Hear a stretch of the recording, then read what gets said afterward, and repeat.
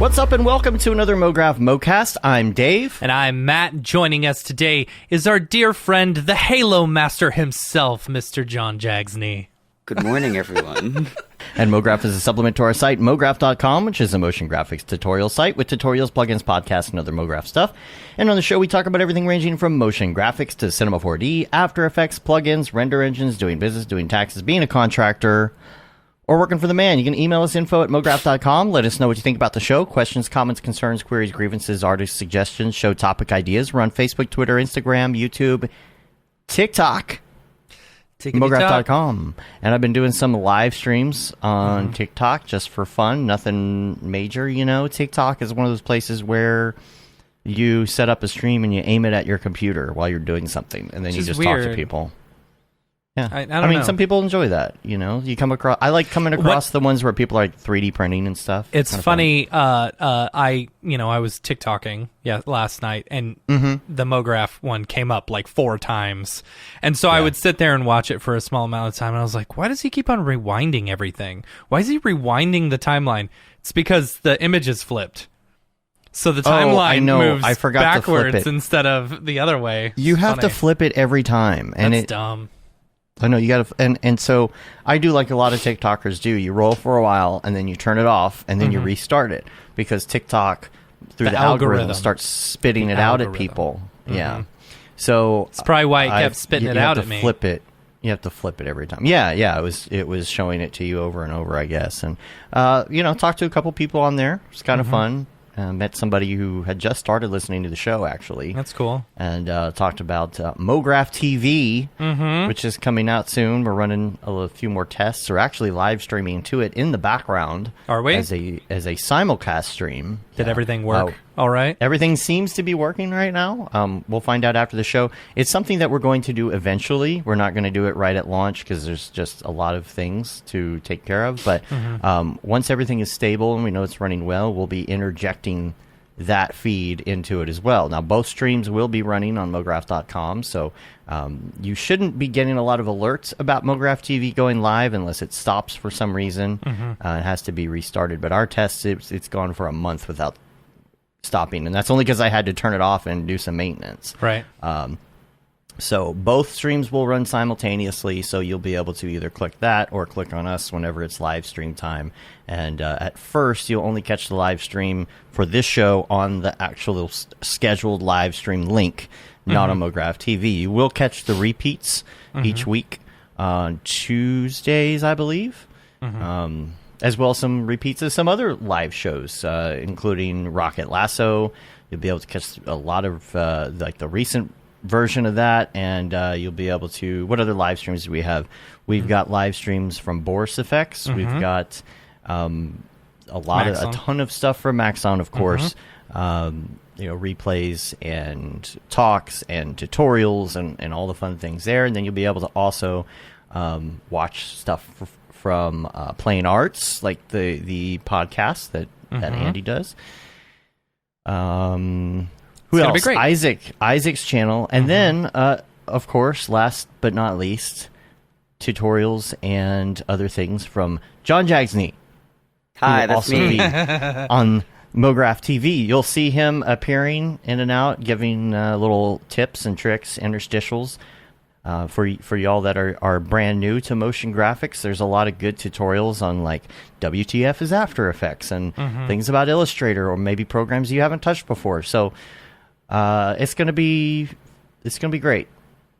We've been working a whole year on this. It's gonna be great. A lot of media. I'll tell you that. I'm really excited for it because a lot of the time when I'm like doing just things where I've already things I have muscle memory for, I can just put that on in the background and just like listen to tutorials and pick up little things here and there. Yeah. So I'm excited. Yeah, and there's something more, I don't know, organic about just having it on and discovering something. Like it's not you're passively discovering instead of actively discovering, right? You're not going on YouTube and looking for something very specific. You might see something you never would have seen if you were looking for stuff. Because when Right. you're looking for stuff, you're like, oh, I want to learn about Houdini.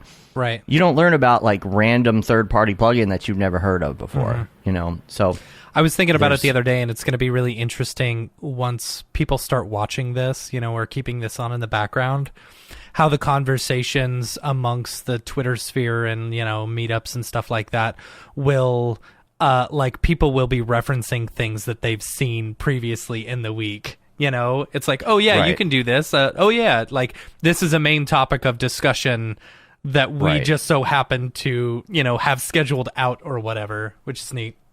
And it's great because it's it's in linear form, which is something that we're not used to these days. You know, just structured, scheduled, static form.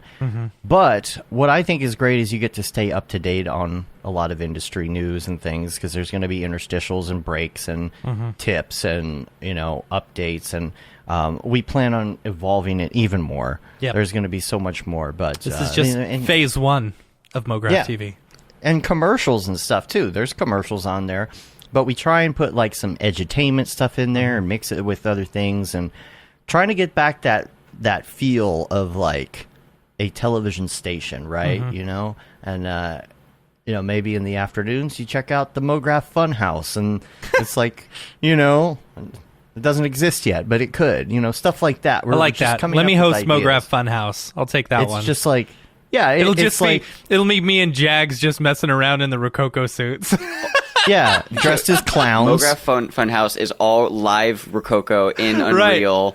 Doing, like- Yes. oh, that sounds so good. Let's do Oh, it. dude, could And you your imagine clowns? improv comedy, like an improv comedy group, all in Rococo suits, all doing stuff? Oh, that'd be Live. fun. And you have a Live, whole yeah. set. Right. You have a set that's like the fake house, the fake clubhouse, right, playhouse. Okay, my Yeah. brain is very much thinking SNL, but Yeah. all Mograph, all Unreal, where Yep. like Yeah. all the set is like actual people like moving things, like make it feel like Yeah. a theater Yeah, experience. absolutely. Jokes about rendering. right. It's good. All Here's right. the thing about Mograph TV is like I'm writing it those down. ideas are just pouring out. Like we have had so many ideas. There's too much to even ever do. Yeah. So we're going to need help. We're going to need people who want to, you know, participate and things. And one of the ways that we're doing that, because obviously we're not going to create all this content ourselves, is we're going to have YouTube partners. We're going to produce a lot of it, but not all of it. There is a lot. Yeah. Yeah, I would love to have a studio eventually as well. That's the and goal. have news updates and the whole Yep. deal. So I played television station and radio station as a kid, and now I get to do it in real life. Yep. So that's kind of fun. Anything else on the agenda? I don't have a lot as far as the week. Did want to mention, make sure that you spread the word about Brush Up, the Procreate class with Caitlin. And Yes. It's an I don't know. excellent course. It's an excellent course. For me personally, you know, like I'm, you know, I always feel like I have a hard time getting used to different programs and such. And, you know, Procreate isn't one of those programs that is, you know, very instinctual. You know, like if you've used Photoshop, you kind of know what to do about layers and stuff. But as far as like, there's gestures and it's all hand gestures and stuff like that. This course really walks you through a lot of that, the ins and outs of everything. And it really helped me a lot, like jump into Procreate and know what I was doing.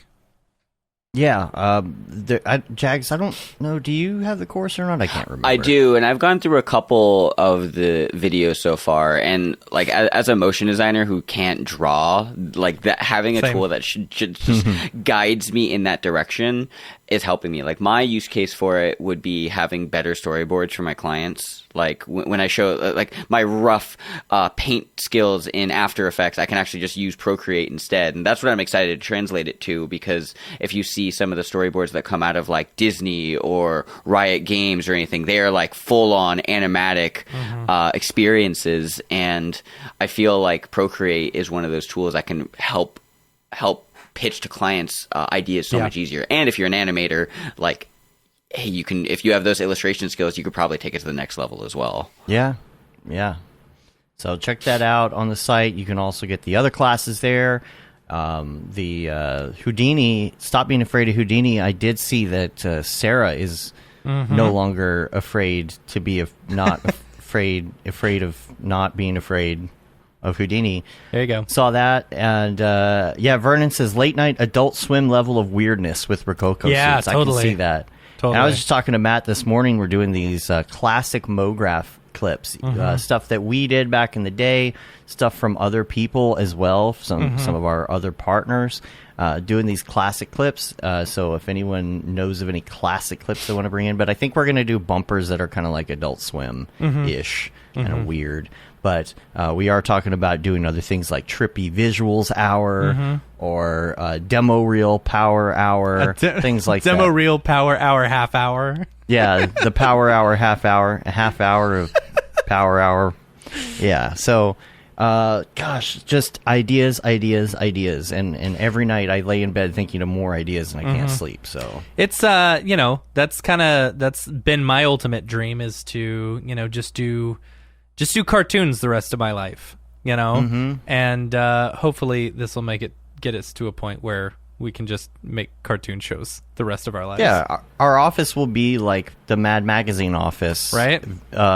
Circa The Simpsons, right? Did I use that word right? Yeah. I don't know. So yeah, that's all I got there. Also, it's Julie's birthday.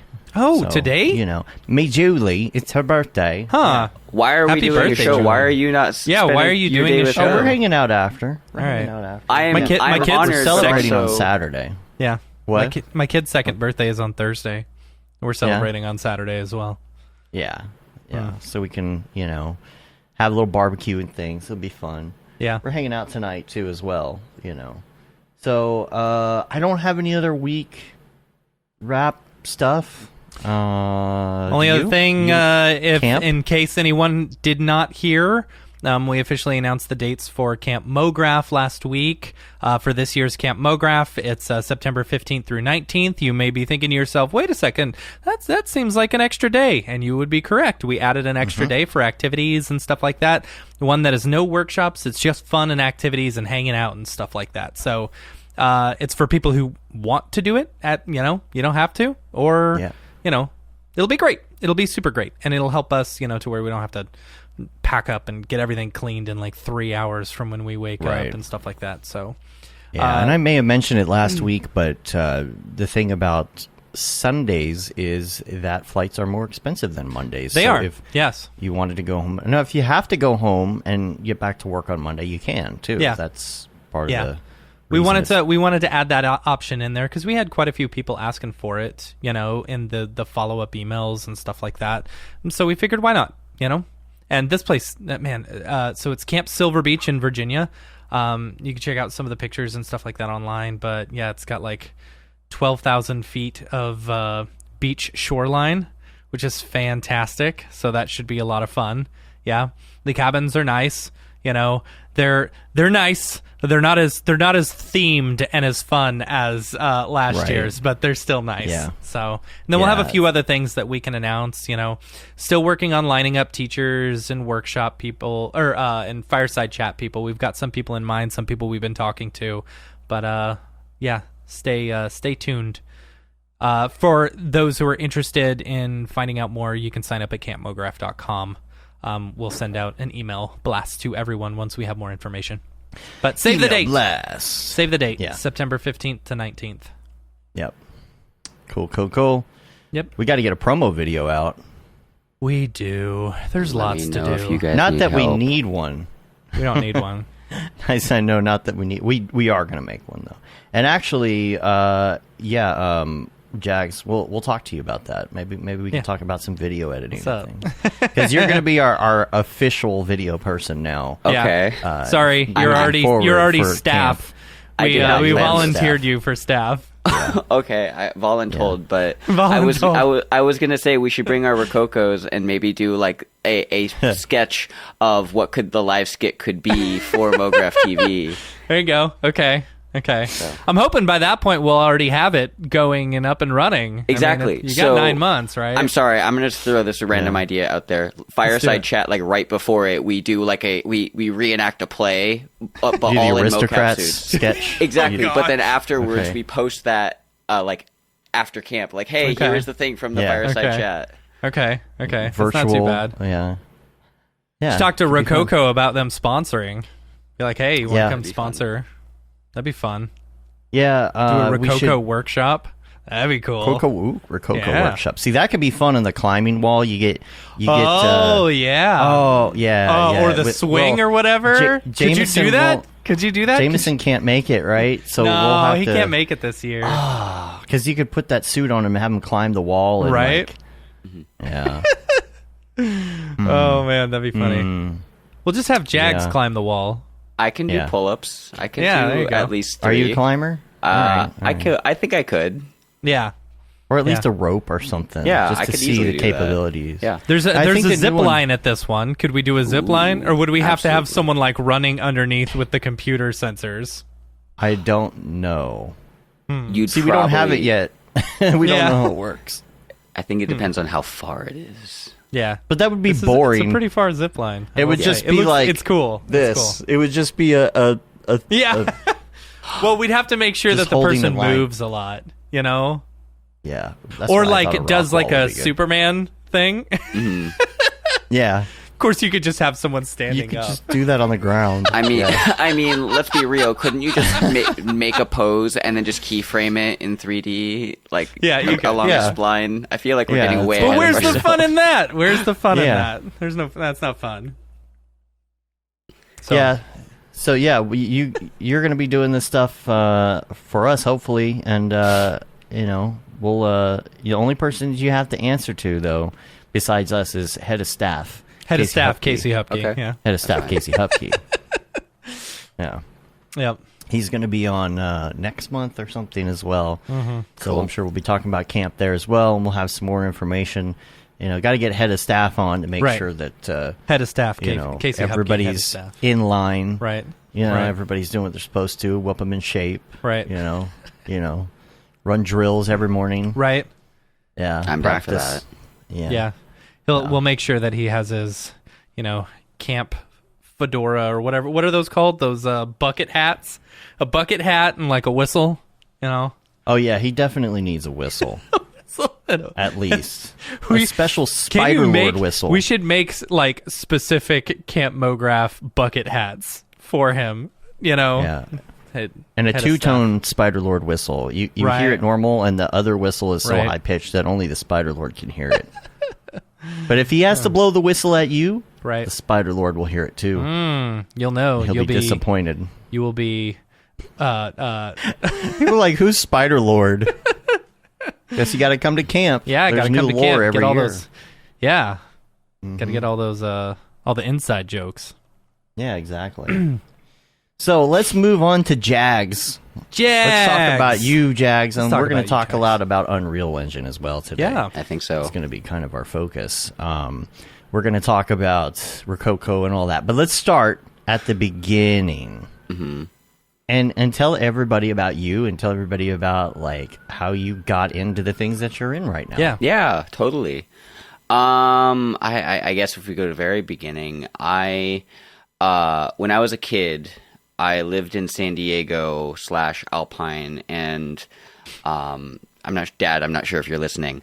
He was one of the original partners of this company called Wildstorm Comics. So he did all the business side for them. So I've been very close to the comic book industry my entire life. So being in the entertainment industry, like I've gone to more Comic Cons than I can remember.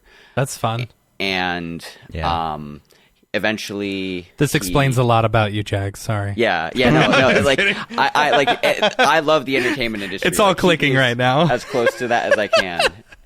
And we moved to Connecticut, and because he got a job at DC Comics as their VP. So he's been part of the entertainment industry, and this all ties back into motion graphics in a moment. Throughout all that time, I was also playing too much World of Warcraft, too much Halo, too much Battlefield, and I loved watching... There's too much? Yeah. Oh, yeah. There's way too much, dude. If you type /played on World of Warcraft, you can see like your actual logged in active playtime. Yeah. I have over 500 days played on World of Warcraft, just World of Warcraft, and I'm 29 years old. That's like a year and a half, dude. Wait, how year and many? a half straight of World of 500 Warcraft? days of World of Warcraft. Over how long? Like 3 years? Started in 2000. Over 500 days. 2006. It's been 500 like days across 500. Yeah. So 500 days over 500 days. I stopped playing very consistently when I was like 23, 24. So about 10 years, there was just like solid time of World of Warcraft. So the reason why the World of Warcraft and the entertainment stuff comes up is I wanted to make YouTube content for video games. So like I would record my WoW stuff and make montages of me ganking people. And I wanted to make Battlefield montages of me like flying in a plane, jumping out and shooting a bazooka at the plane that was behind me, like just ridiculous stunts.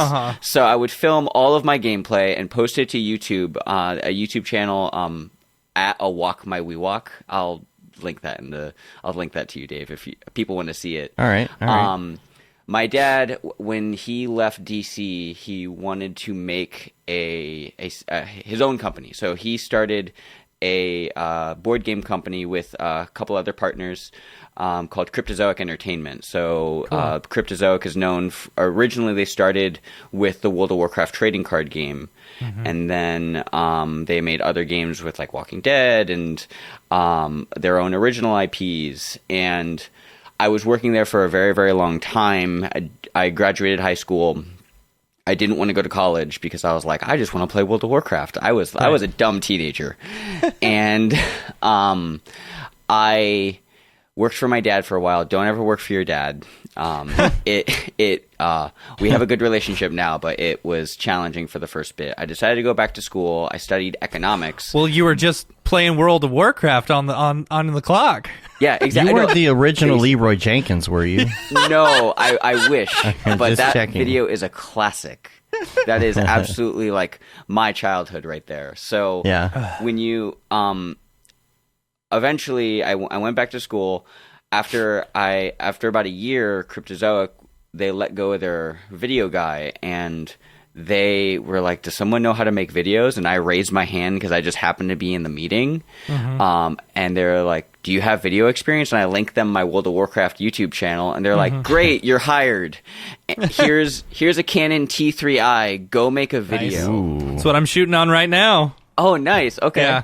It's a Still great working. camera. I love it. It's a good camera. Yeah. But when I first did that, my first video at Crypto, if you go to the Cryptozoic.com or Cryptozoic YouTube channel, you can scroll back and see like old, like super young Jags where all the videos underexposed. I have no idea how to do audio. It was bad. So I said to myself, okay, I see this World of Warcraft stuff and I can film my game content and get beautiful looking footage because I'm recording a video game.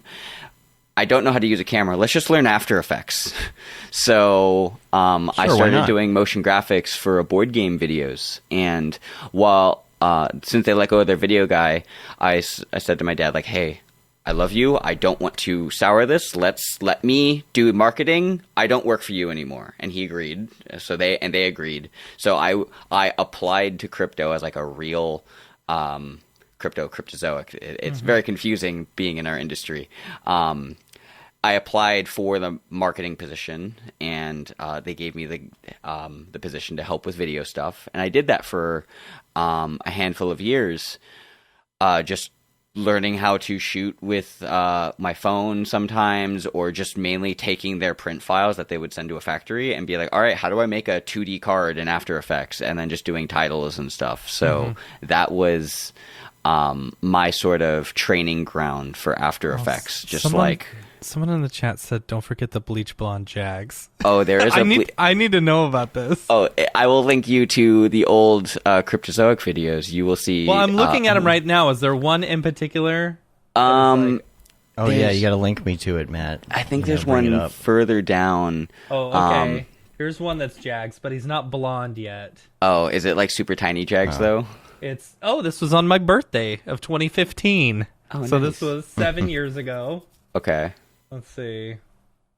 It's about the time that I think I remember that day. That's when they sang it "Happy Birthday" to you in the break room at. Oh gosh, that stupid day. That was probably before that. That was probably 2013. I've got the really funny video of Matt's birthday in the break room at our old job. Yeah. Nothing like the Did you find it? boss sexually harassing you. I can see it. Giving him I spankies. found it. Oh, you found it? blood. All right. Oh, yeah, nice. bring it up. Oh yes, this is gold. Oh I want to goodness. see. Come on. I'm sorry, The world Jax. wants to see. That's Send it. okay. Thanks, Amanda. Hold on, sorry. Do.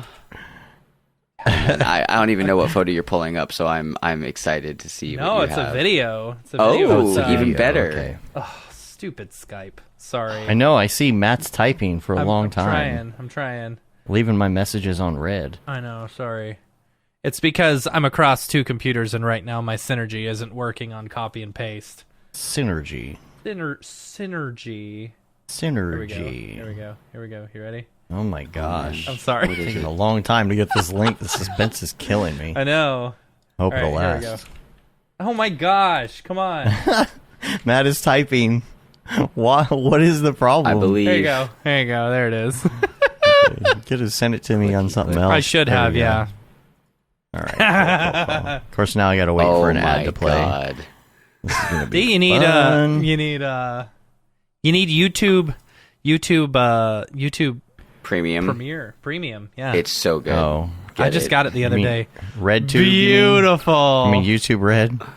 You know. Look at that. I'm not Nice. sure if Sarah is watching, but she was the person at Crypto who I worked for who was like, yeah, we believe in your video. She also played WoW, so we were able to vibe on that. So she saw the videos and was like, yeah, you're great. Let's do this. So Yeah. this is my first After Effects stuff.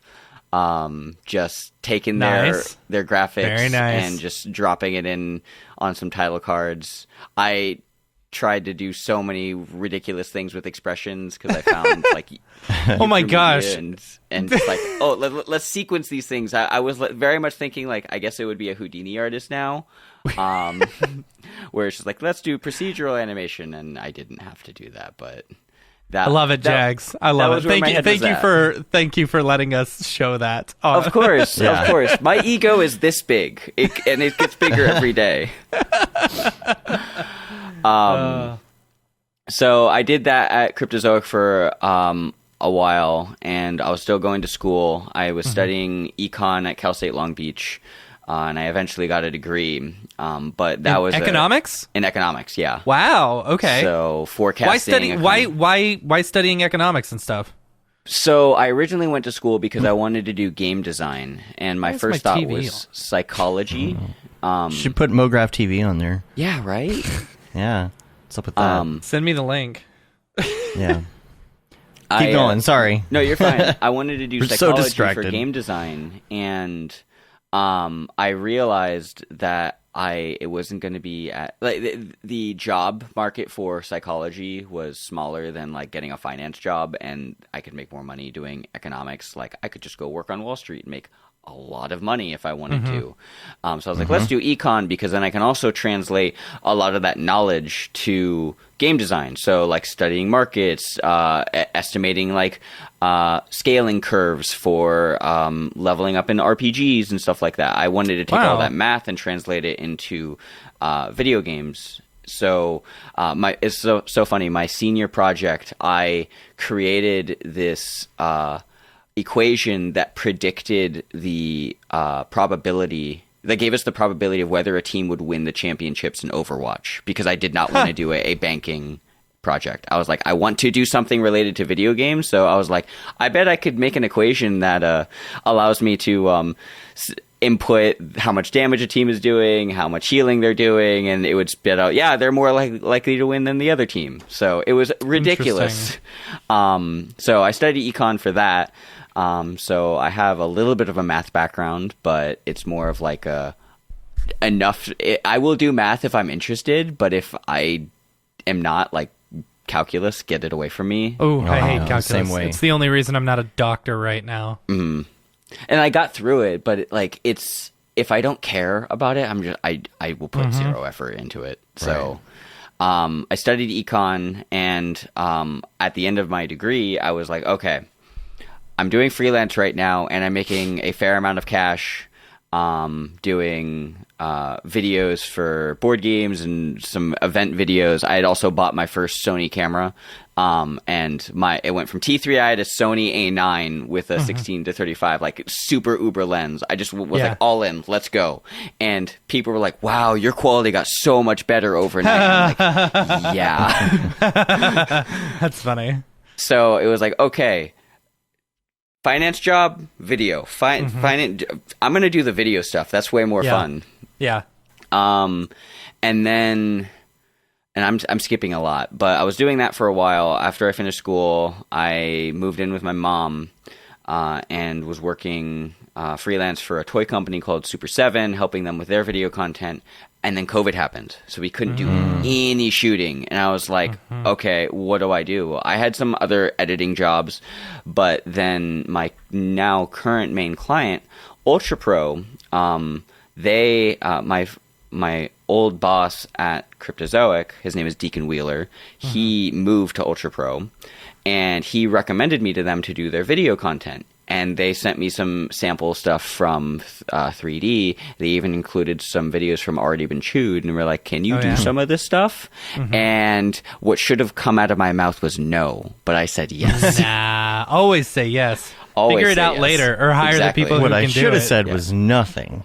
What I did say was absolutely. Yeah, I am so grateful for them, because in my portfolio I had already done a bunch of like motion graphics 2.5D videos, so they were like, can you do 3D? And I was like, you know what, I've touched Cinema 4D once, I could probably figure it out. And I did. So my first video with them was a Magic the Gathering video for their accessory line, and it was just like some play mats unrolling and some binders and stuff.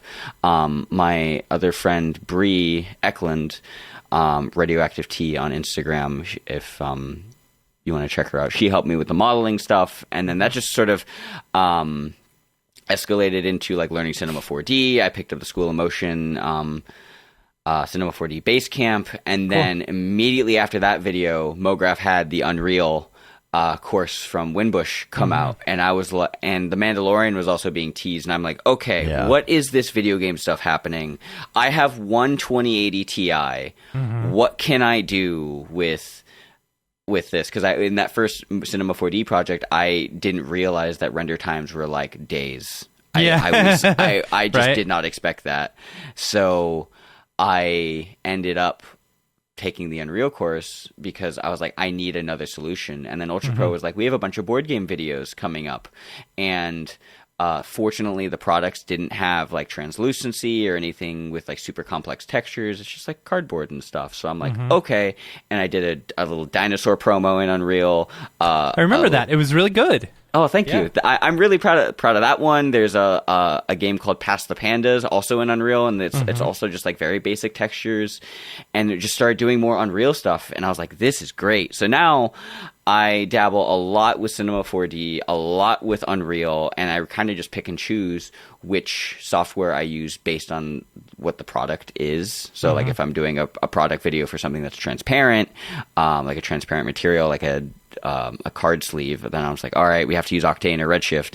But if I'm using, if it's like simple stuff where it's just like graphics on a card with a box, it's like, we're totally going to do this in Unreal. So I like that. I like the way that's a good way of thinking about that. Yeah. And that's something that's interesting about you and your path, into this in general, is that you came from, I guess, more of an Unreal background than, say, Cinema 4D like we did. I guess it seems like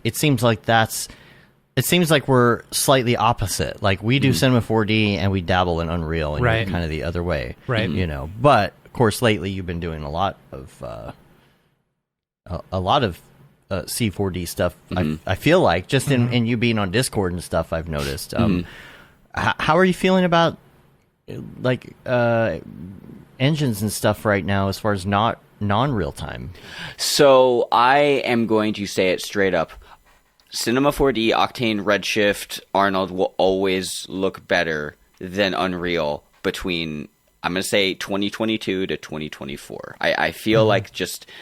It is getting very close, but there is just something about the way light reflects and path tracing that you get in Octane. And I should mention that Unreal does have a path tracer, but it just it's better, but it's not real time. So as someone with one graphics card, I have to make a choice of, okay, do I send this to a render farm or do I render this in-house? How long is this going to take?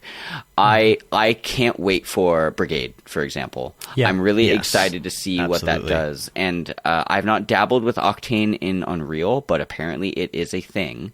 It is. Matt has. I have 100%. Yeah. And here's the thing about, like, I installed it in Unreal thinking, okay, well, here's what I'll do. I'll export my stuff from C4D. I'll render it in Unreal using Octane, and it'll practically be like real time. That's not the case, because it's using the exact same renderer, so it's actually not saving you any time at all. Yeah. You know, you get prettier quality, you know? So if you're used to working in Unreal and you want, that much prettier quality, totally go for Octane. Plus, I think it's free for Unreal, isn't it? Yeah, it is. So I have not dabbled in it yet, but I have a little project I'm working on right now that I want to actually try it, because with the way Brigade is coming out, I bet building for Octane in Unreal, and then I can switch interchangeably between real time and actual Octane. That would just, I could just say to clients, all right, what do we want this to look like? This, it costs this much, or real time, it costs way less. Pick one. Yeah, and right. Both of them, I think, it will look really good. And as time progresses, that gap between the visual quality will just start narrowing more, because Octane looks so good right now. How much better can they make it look? Versus Unreal has, like, obviously they have technical limitations of making it real time, but, like, it's going to get closer to that point. Yeah. I'm very interested to see Brigade, because, more than what I've seen so far, just playing around with the demo that they sent out, I'm very interested in seeing it some more. Because, like, Redshift RT is already out and stuff like that, but the quality that you get with full on Redshift versus Redshift RT, that's the big defining factor to me, is how good the shadows look and how the anti-aliasing is, you know. Because that's when you get back to, like, Unreal, where you see, like, the weird like depth of field causes it to look a little funky on the edges. Yeah. Well, okay. I'm not sure if you guys have played the Halo Infinite campaign. That's not exclusive to Unreal. It is also in Halo. If you look at their cinematics, there's just something about game engines that they have to cheat it somehow. I don't know the technicals of that, but I've seen all game engines have a hard time with depth of field. They have a hard time with translucency. I was super excited for 4.27. Unreal 4.27, because they finally enabled product or translucent materials to cast shadows, and I was like, oh my god, this is game changing. But it looks better in Octane, like just the way translucent materials look in Octane versus like Unreal. It's physically accurate in Octane versus in Unreal. They're cheating it, and it's fake shadows. Exactly. It's like the light the fake shadows in Octane. In what's the base kernel? Light. If you hadn't have said it, I would know. I know. Now I'm like direct lighting. Direct lighting. Yeah. Now I should mention, on one of my projects for Ultra Pro. It's I'll also link it somewhere. It's this product called Table Topics, and their box is actually translucent, and that was my first project doing translucent material. In Unreal, and they loved it. Like, it actually looked pretty good. So I had a chat with them, like, hey, look, like, we could do this in Octane, but your deadline is in a week and a half. We don't have the time to, like, and I have one at the time. I had a 2080, so I was like, okay, we could do it in Unreal and get it done faster, and it will look very good. It will look still very good, like the translucent materials are casting shadows. Or here's this like quick storyboard shot of what that same scene would look like in Octane, because it's just a cycle wall with some cards and the box. That's it. But it would still take me about maybe 1 to 2 minutes per frame on my one card, or going to a render farm, or I could just render it in real time, and it still looks like really good translucent shadows. So I'm like, they were like, yeah, we can barely tell the difference. Sure, just use Unreal. And I was like, thank God. So, yeah, no, I can totally see that for certain clients being totally enough. You know, like Unreal, this is enough. We don't need anything crazy, super ultra realistic. We just need to do this thing and put it out there on the internet and let people see what it is. Yep. You know. Because those people are not going to pay attention to, oh, you know, I think the edge of those cards were a little jagged. I don't think I'm going to buy this set. You know, like, yeah. I love what James said in the chat. Rendering is about what's best for the project, not what's best overall. I like that. That's right. That's a good way of thinking about it. Yeah. That's right. That's what you say when people are like, what render engine, bro? So tell us a little bit about the Unreal Halo project that you did. Yeah, let's get into that a little bit. Okay, yeah. Start from the beginning as why you decided to do this in the first place, and of course what it is for those who don't know. Okay. Do we want to play it first, or yeah, let's play it. Totally play it. We could totally play it. I'll bring it up on the YouTubes, and I will. Here's what I'm going to do, because this is an audio show. I'm going to bring it up and play it while we're talking. Yeah, I was going to say, why don't we just mute it so then I can kind of just like go through the process of it. So at the beginning of 2021, I said to myself, I wanted to consider. Yeah. I wanted to recreate video game trailers live action. So that would be the ones I thought about were the Halo trailer, Halo 3, the World of Warcraft Burning Crusade, and World of Warcraft Wrath of the Lich King. Somehow. I don't know how I would do that, but I wanted to figure that out.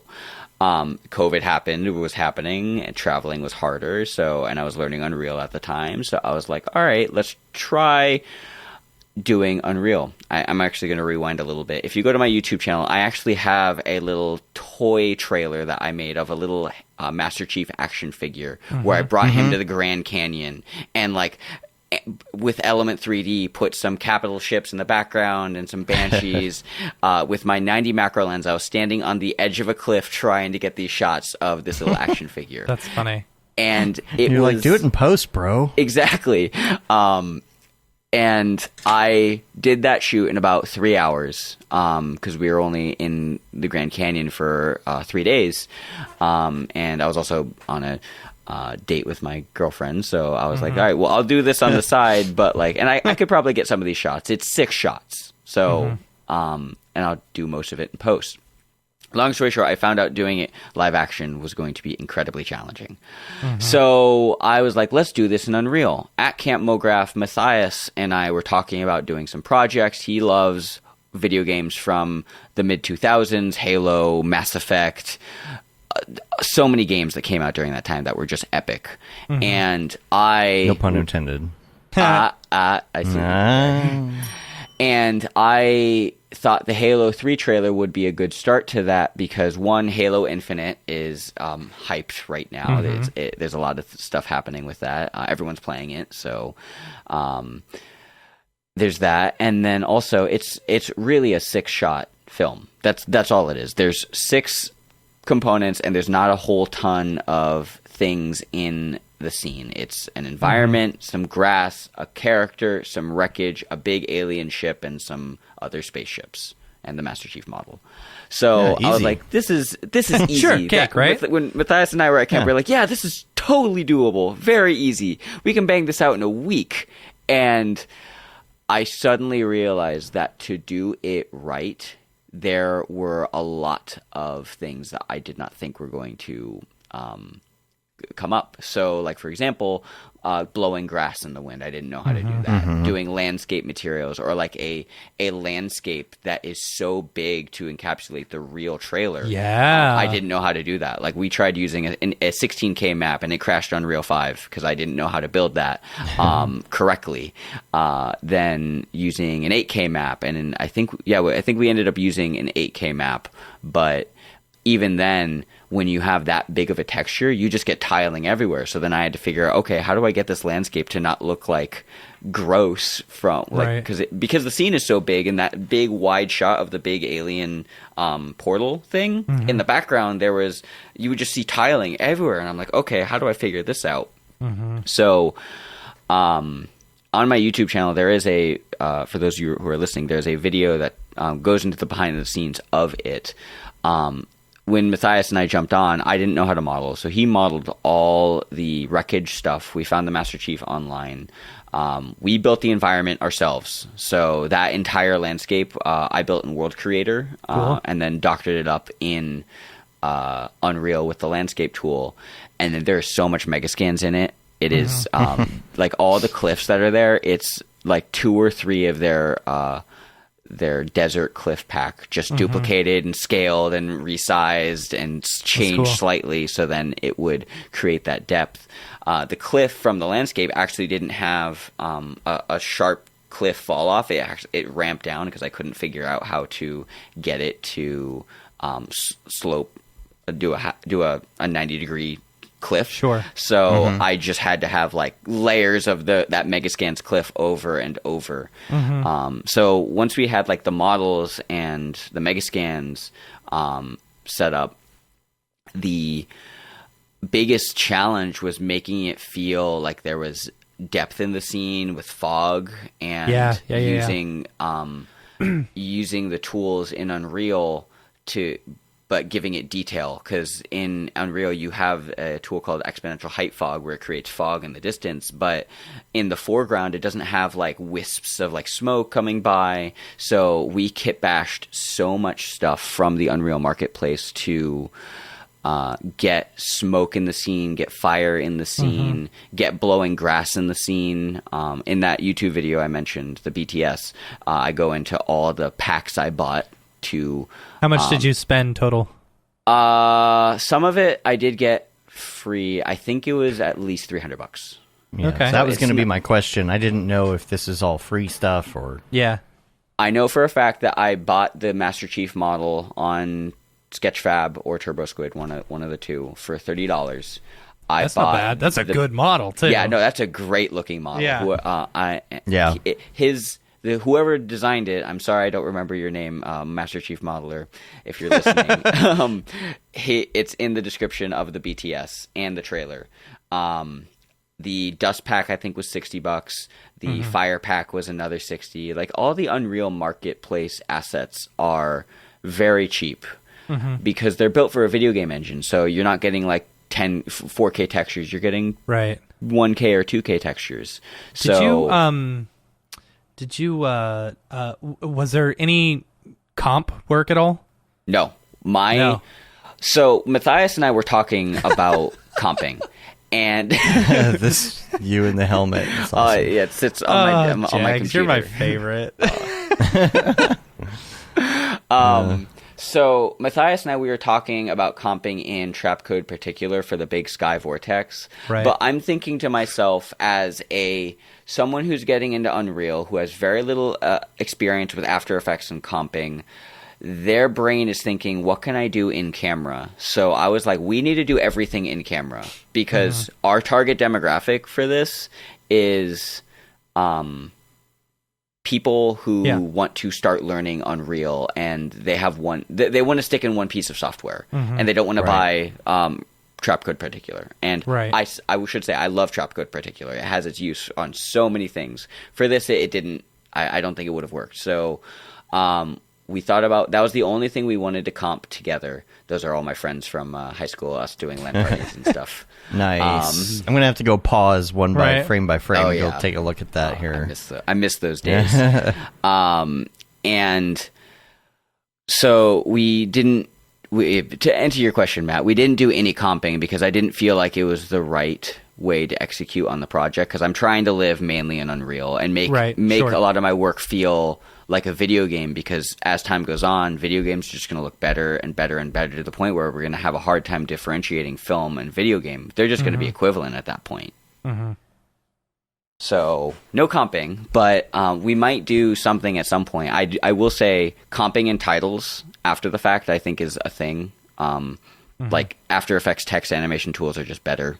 Sorry, Unreal, but like but like you don't need that for an in-engine tool. So it's like, yeah, if we have to do any fancy text animation or like TV graphics inside Unreal, I would consider bringing that in, like doing that in After Effects and then bringing it into Unreal. But like the final camera render, all we did is do some curves and I added a touch of noise to it to make it feel a little bit more vintage, so to speak. And yeah. But the stuff with your girlfriend, though, that was comped. Yes, okay, I take that back. That was comped. Right? Because that was, yeah. Yeah, that's... Because you shot that. Anything that's like 2D, I feel like should be... could be overlaid. So like the glitchy stuff with Cortana, that was using Trapcode Form, and we just green screened that in my bedroom, like literally 5 feet from me. Yeah. And when you were showing like that ending shot that shot right there, it looked so good. Oh, final. thank you. And when you were sending us the early tests and stuff like that, I was like, oh boy, Jack's got some work to do. Yeah. Dude, I will be completely honest. It's a plight that all artists have. They're unhappy with their work, and I'm still unhappy with it. In some ways, like because the scene is not as big as I wanted it to be, I'm like, I see that, but everyone says it looks good, and it was important to me to have a self-imposed deadline, because otherwise it just would have never gotten done. Right. It would have just been fussed to death. And I can't remember the artist's name who did that Star Wars Stormtrooper thing in Redshift. Sakani. Yeah, that thing. Like, that was so cool. And I'm curious how long he worked on that, because we started the Halo trailer Matthias and I started, I think, like a couple weeks after Camp Mograph, and we would meet on Fridays. That was it. Fridays for like 3 to 5 hours, we would just talk about that until December, when I actually had some free time away from clients to like work on it more consistently. But from like October to middle of November, it was just like 1 day a week, and then it went to like 2 days a week. We would just like go into it, and then the weeks before December 31st, our deadline, it was like every day I was like in there fussing with something, like dialing in settings, watching tutorials to figure out how do I do better looking fog, how do I get better overlays in it, and honestly, I did not do a good job with the rendering. So however I built the scene file, it ended up taking about 30 seconds per frame, which sounds very reasonable. Yeah. That's not good for Unreal. No, it is not. But go ahead, Dave. It's not that Unreal can't do it. You just have to figure out how to get there. Yes. Right. So it's also like Unreal, people, when they hear it's real time, it's not real time. If you have zero ray tracing, if you have very little effects, if you have not a ton of texture detail, it will be real time. But the second you start adding like ray tracing with like 16 samples or a bunch of translucent shadows, it starts to slow down a little bit. Or you add motion blur, it starts to slow down a little bit. It is still significantly faster than Octane or Redshift. And really what it comes down to is scene optimization. Where is your GPU allocating most of its resources towards? I actually don't know where we slowed down with the Unreal trailer. Like it still being 30 seconds for the way it looks now, 30 seconds per frame, it still looked pretty good, and that's still pretty reasonable. There are Unreal renders that I bet you could do that would look beautiful, that would take like 60 seconds a frame, but you'd be throwing like 128 samples of ray tracing at it. And a lot of the way I found motion designers and VFX artists work is that we don't care about render time. Like if we have the resources to render something and the time to render it to make it look good, we will do that. Absolutely. And with video games, it's the other way around, where we really have to consider about the player experience, optimization. Even though I'm not making a video game, I would like to at some point.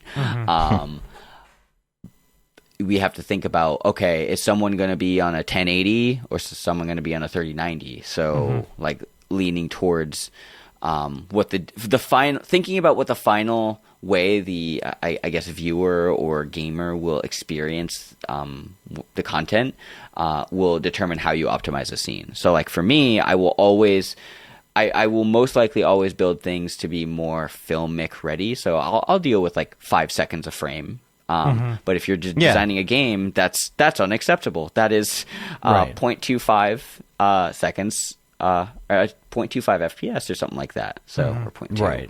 So, it's Unreal is such a fascinating tool, and the way virtual production is going right now, with being able to connect a DSLR to it and use it. That comment earlier, using the specific renders for the job is so important to consider, and like that's something I'm always thinking about every day when it comes to Unreal, because if I could live in Unreal all the time, I would. But it's your own personal metaverse. Exactly But I have a project right now where it's a card protector, and it's a translucent card protector. It's called a One Touch, and it has a little magnet on it. And I'm like, I could do all these animations in Unreal, but because it's translucent and the look of the product is very important, we're using Octane instead. Yep. A lot of Halo stuff. Modeling. Okay. Was a modeling of anything that you... So sorry to interrupt. No, go ahead. But going to modeling, like... Yeah. There's nothing in Unreal right now that lets you model, correct? No, not at all. Not that I know of. Most people are like saying Blender and Maya are the tools, and Maya scares me because of the price tag. Yeah. Like, well, they've got an indie version. But I didn't know that. Yeah, it's like $250 or something per year. Okay. But you have to do something specific. In order to make sure that they don't upgrade you the next year to the full version. Oh, got it. Okay. Yeah. That's where they get you. And Blender is looking really enticing to me right now. But one of the biggest gripes I have with Blender is that tools like Mograph are not in Blender, and you have to get extra plugins for that. To get cloners, for example, like to get a very modular cloner like in Cinema. So... my brain is like, no, I just want to stick in Cinema, because for advertisement content, Mograph and the ability to make changes with fields and stuff is just so much more visually exciting.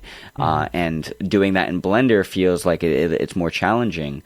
And I don't know if you can animate cloners in Blender with their plugin and then bring those clones into Unreal, but I know with Cinema, when they fix the Cineware stuff, it works great. I've done a couple promos for Ultra Pro with their Magic the Gathering products, where I'll have like a fan of cards where it's just like fans open, or like a deck of cards comes out, and like that's so easy with cloners. So I'm like, I wish I could stick in Cinema, but unfortunately, Blender is really calling to me for the modeling, for the Mograph tools. I'm sorry, Blender's calling to me because of the modeling and the better connectivity to Unreal than Cinema. So it's like, which do I pick to use? I wish I could use one. Yeah. I'm curious why you would think Unreal would have some of those tools as well. You know? I don't know. So, like how much do you do in Unreal versus like 3D, or you know what I'm saying? Like, you know, your 3D package. Cinema, Blender, Maya, whatever. That's a good question. So I'm going to use that dinosaur project as a reference for that. So what I did is the models were STLs from the client, because that's how they printed them. So they sent us the STL. My colleague Bree, she retopologized and retextured those in Maya. You can do that. You can do all that part in Maya, Blender, Cinema, etc. We did the camera animation. We did the piece animation and the game components in Cinema. So the scene in Cinema looks like the board game pieces, the box, and the little the game board in Cinema. So there's nothing else in the scene. There's no like floor or table that it's on. There's no like platform. There's no gravity or anything. It's just like they're just moving in the space. And then with the Cineware plugin for Unreal, we're importing that into Unreal, into an empty scene, and then we're dressing up the scene around the cinema animation. So like the cinema animation never changes, but the getting the final look is done in Unreal. So like the lighting, the atmosphere, all the mega scans, trees and stuff, the fog, all that is done in Unreal. So like I think whatever 3D software you're using, Blender, Maya, Cinema 4D, for my workflow, I found that doing the animation stuff is faster in those respective tools because they're built around animation versus Unreal is built around getting like a real-time look. Right. Hi, my name is Sashia Dumont. I'm a writer, actor, and filmmaker. Hi, my name is Paul Robinson. I'm a director, DP, and filmmaker. We are the creators and hosts of the Go Gorilla Filmcast, an online source for all things indie film. We are a husband and wife film team and co-owners of Sen3 Productions, and we started this podcast for filmmakers like ourselves who were producing on micro budgets with skeleton crews. Go Gorilla is a weekly podcast that features various talents in TV, film, and web series productions. We've interviewed filmmaker powerhouses like Kestrin Pantera, Richard Raymond, Alex Ferrari, Cassandra Ebner, and Ryan Connolly. Amazing actors like Hannah Ward, Lou Taylor Pucci, Chris Wataski, and Eileen Gruba. Groundbreaking cinematographers like Jody Lee Lipes, and Jessica Lee Gagné, and many more. We also offer weekly reviews of our favorite films and shows, which vary from low-budget first-time filmmakers to A-listers and everyone in between. Go Gorilla is proud to announce that we have officially joined the Mograph Podcast Network. So if you love filmmaking as much as we do, tune in every Sunday for a new episode of the Go Gorilla Filmcast, your source for all things indie film. Now available on the Mograph Podcast Network. We got on a call with Brandon Clements the other day, who he is coming out with the RTX course on our platform, and it's going to have mostly to do. It's very advanced. It's an advanced course. This is not a beginner's course. It's about optimizing your scenes with RTX and whatnot. And I think Jags, you and Brandon might end up doing something. I don't know if it's going to end up being a blog or a stream or something where he takes you through that Halo project and then figures out, okay, how can we make this real time? Yeah. You know, how could we optimize this in order to make it work? I think it would be really interesting because I don't even know how he does some of his voodoo with his optimizations, but some of the scenes that he has in his course, it's incredible that it's real time. I don't know how he does it. Yeah, I'm going through some of his videos right now. Is it? I'm sorry. Yeah. Okay. No, you're beta testing. Yeah. Okay, I'm beta testing the RTX course right now, and it's very interesting to see how a lot of it is working, and it's getting me to think about how I built the Halo project, because some of the scenes in there are not overly complex, and I think the way I built the scene was just getting complex for no reason. Right. And I think Brandon is really helping me understand, and the course is helping me understand what parts of my project and my scene need to be complex and what does not need a lot of detail. Right. Where do I need to pull from the graphics card? And a lot of the time, you don't need a ton of samples for ray tracing, for example. Like in the course, if you turn up your samples or your bounces for your ray tracing, if you're looking through, if you have a chrome ball next to a chrome ball in real life, they would just reflect each other infinitely. But in Unreal, you can set it to bounce once, and it will appear as a black sphere in the first reflection. But if you set it to 2 bounces, it'll bounce twice, and then each incremental sample. And for the Halo project, I was like, nope, just throw samples at it. I don't care. It's a film project. Let's make it look good. And like learning that was like, oh, that's really useful. I bet that probably would have helped me on the Halo project, knowing what this slider does rather than just like, because in Octane or Redshift, when you use automatic sampling, if it looks noisy, you just like, all right, just crank up the samples more and just wait. But in Unreal, you have that control to say like, no, let's be calculated with this. So there's a lot of push and pull there, and I think that's going to be something coming up in the next handful of years for Unreal artists. And like, how do we, if the industry is going towards real time, we have to learn how to make things real time, because it's easy to just throw more samples at something and to make it look good. Right. Find that balance. Exactly. Let's circle back to the motion capture a little bit, because it seems like it was an interesting experience. I don't think it all went according to plan. Now you borrowed Windbush's suit, and you and Matthias, you had lunch with Windbush, and I think Sabor. Yeah. Yep. Was Sabor there too? Yep. And so cool. brought back the suit. Started working on it, which was awesome because it was a huge suit, and so Matthias was the only one who could fit in it. And y'all got on Discord, which was great because I think Vernon was there, Jeremy. I was there for a little bit.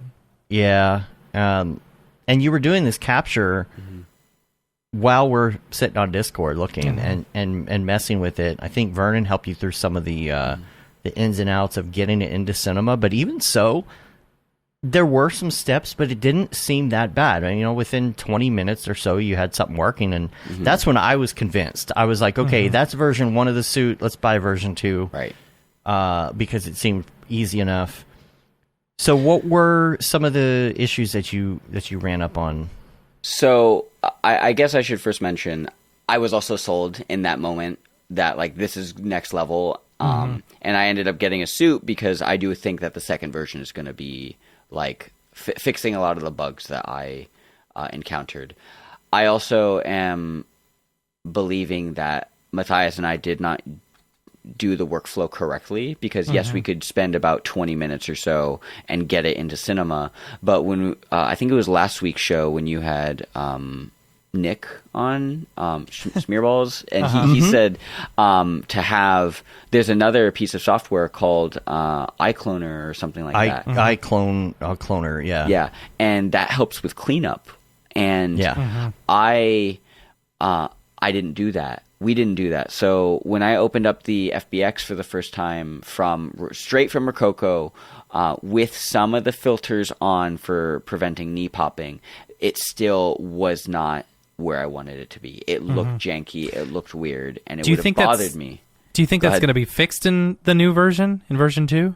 I would think so, because there is a look at that jankiness. Yeah.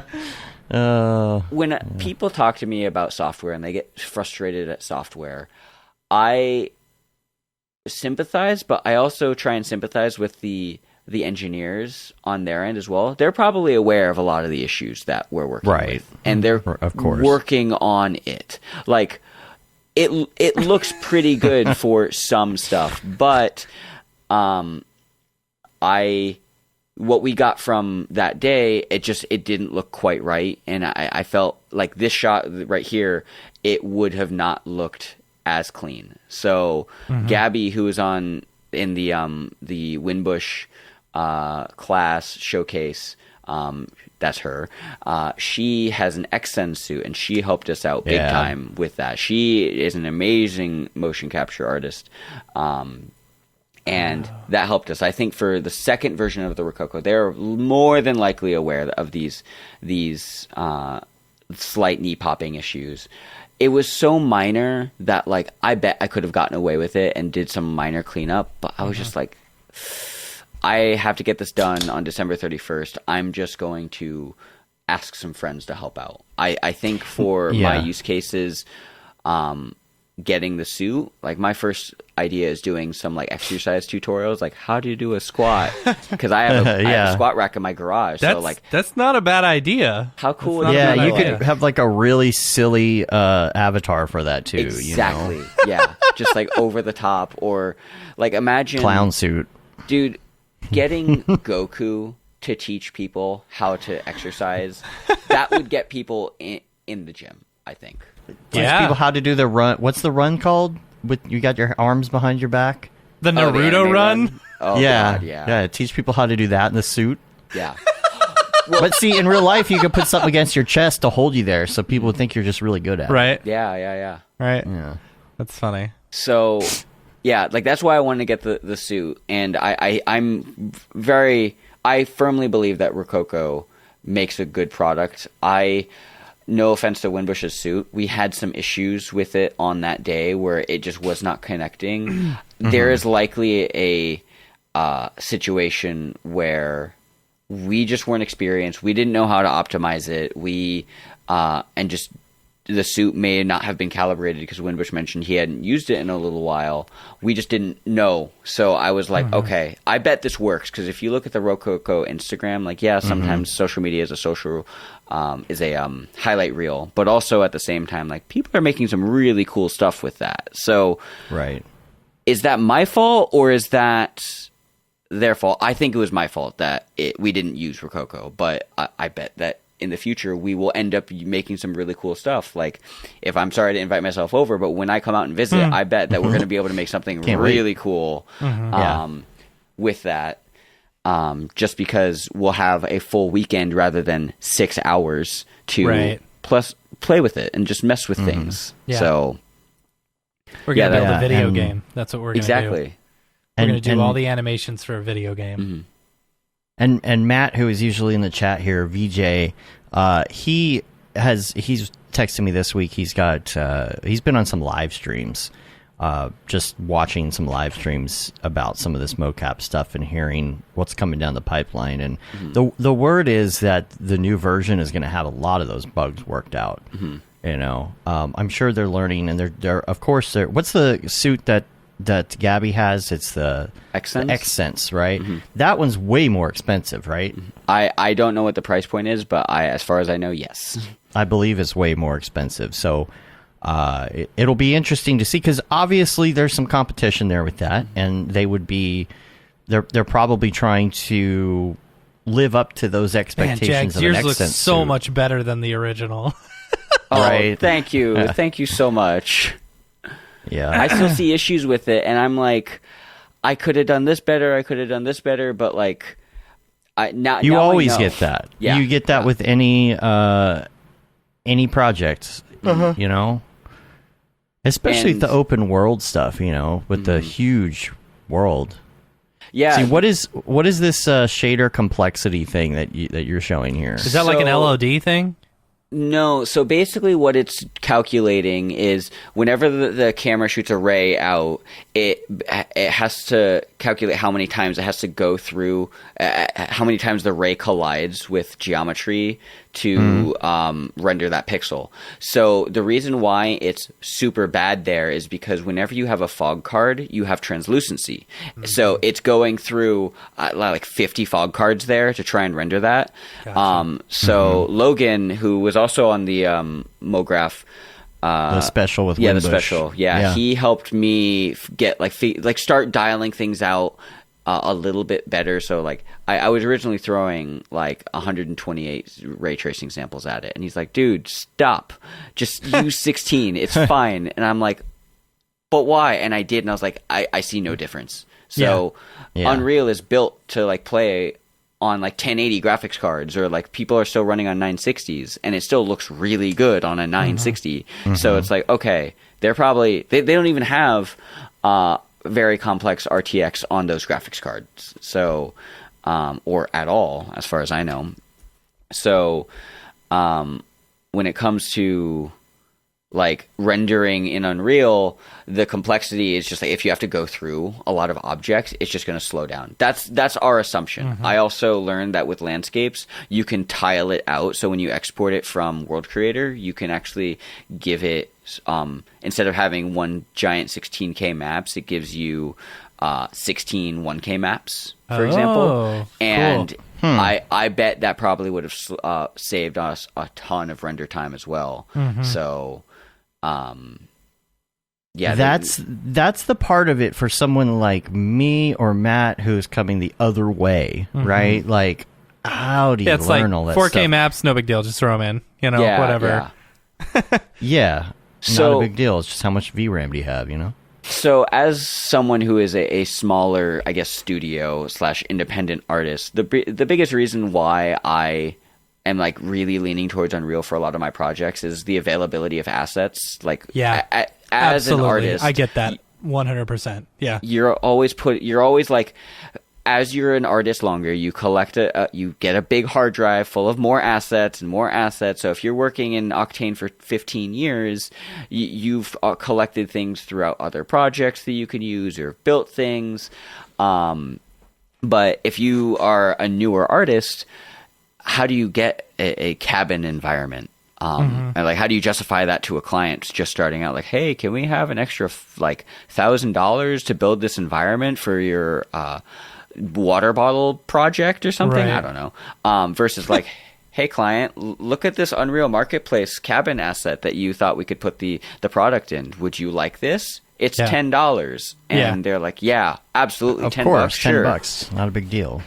So, or if you even build in a little bit into the cost of your project, you just buy it and don't even tell exactly. them. Yeah, You know, I've done that a lot.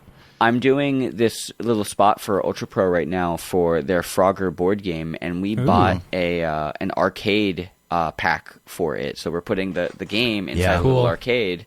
And I had Vernon on Discord guess how much the asset pack was, and he said $250, and it was $15. So that's crazy. Yeah, it's so much fun to just. I look at how much of that can you bring back over to C4D? Can you do that at all? That is illegal, apparently. Is it? Yeah, you're not allowed to use Unreal assets in any other renderer other than Unreal. Really? You're getting that price because it's part of the ecosystem, and there's the potential that if your thing you're doing hits a certain revenue, that they get a cut of that. So that is why you get the price that you get. Interesting. Or free stuff, for that matter. Yeah, and it's understandable. Yeah, like I get it. Screw that. I'm gonna make my own marketplace. Exactly. The Milstead marketplace. The Milstead marketplace. Like you could have the free version of Bridge, right, with like the Cinema 4D extension, and you can bring it in under your Epic account. But that's the free version. It's only supposed to be used for Unreal. That's why we pay a separate price. What is it, like $300 a year or something for Bridge, so that we can actually use it in Cinema 4D. Yeah. Legally. Yeah, legally. Yeah. All right. Honor system. Honestly, and it's one of those things where it's like I pick and choose like what plugins I use for what. So like Grayscale Gorilla, for example, their Signal plugin I use all the time in Unreal now for camera shake, because getting a looping camera shake in Signal is so much easier than doing it by hand. And so they've got Gorilla Cam as well. Oh yeah, that too. Yeah. And you can just export that camera position and rotation information into Unreal, and then just like use that for your scene. So the Frogger animation I'm doing, it's super simple. It's like it's in the arcade, and then the camera is just looping, and there's text of like what the game is. It's like 2 to 4 players, plays for 30 minutes. It's hits the board game, and it's just the titles just cycling out over and over. It's an Instagram ad, so it's super simple, but like we use Grayscale Gorilla and then a $15 asset pack, and then we built all the assets in Cinema 4D. It's super simple, and with Unreal, they're like, oh, can you make a TikTok version? And I can just very easily change the camera from 16:9 to 9:16, render it out in real time, spit it out in After Effects, add the graphics, and we're done. Like, it takes me an hour. Yeah. Yeah, Isaac says they'll perma block you from any Quixel UE Epic Games software if you use it illegally. Interesting. Yeah. He says they're not messing around. I but I get want to mess around with that. Yeah, don't F around and find out with Epic, yo. Dude, like, as someone who grew up playing Xbox 360, Gears of War was so much fun. So when I heard that, like, I can use the video game engine that Gears of War was made with, my mind was like, yes, absolutely. Yeah. That sounds super cool. Now, I will say, if I could ever use the Battlefield 3 engine or the Halo engine, I would love to play with those. But those are obviously proprietary. Yeah, so they use their own engine for that. I wonder why. I guess it's more efficient. It's specifically built for them.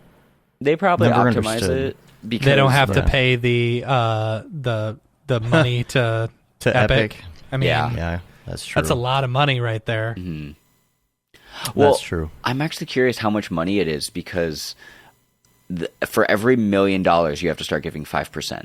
So, Right. So, like, that's, I mean, how much money do you think Halo Infinite is going to make on all their microtransactions and stuff? Oh, okay. You know, That's fair. imagine Yeah, never mind. immediately losing 5% of all of that.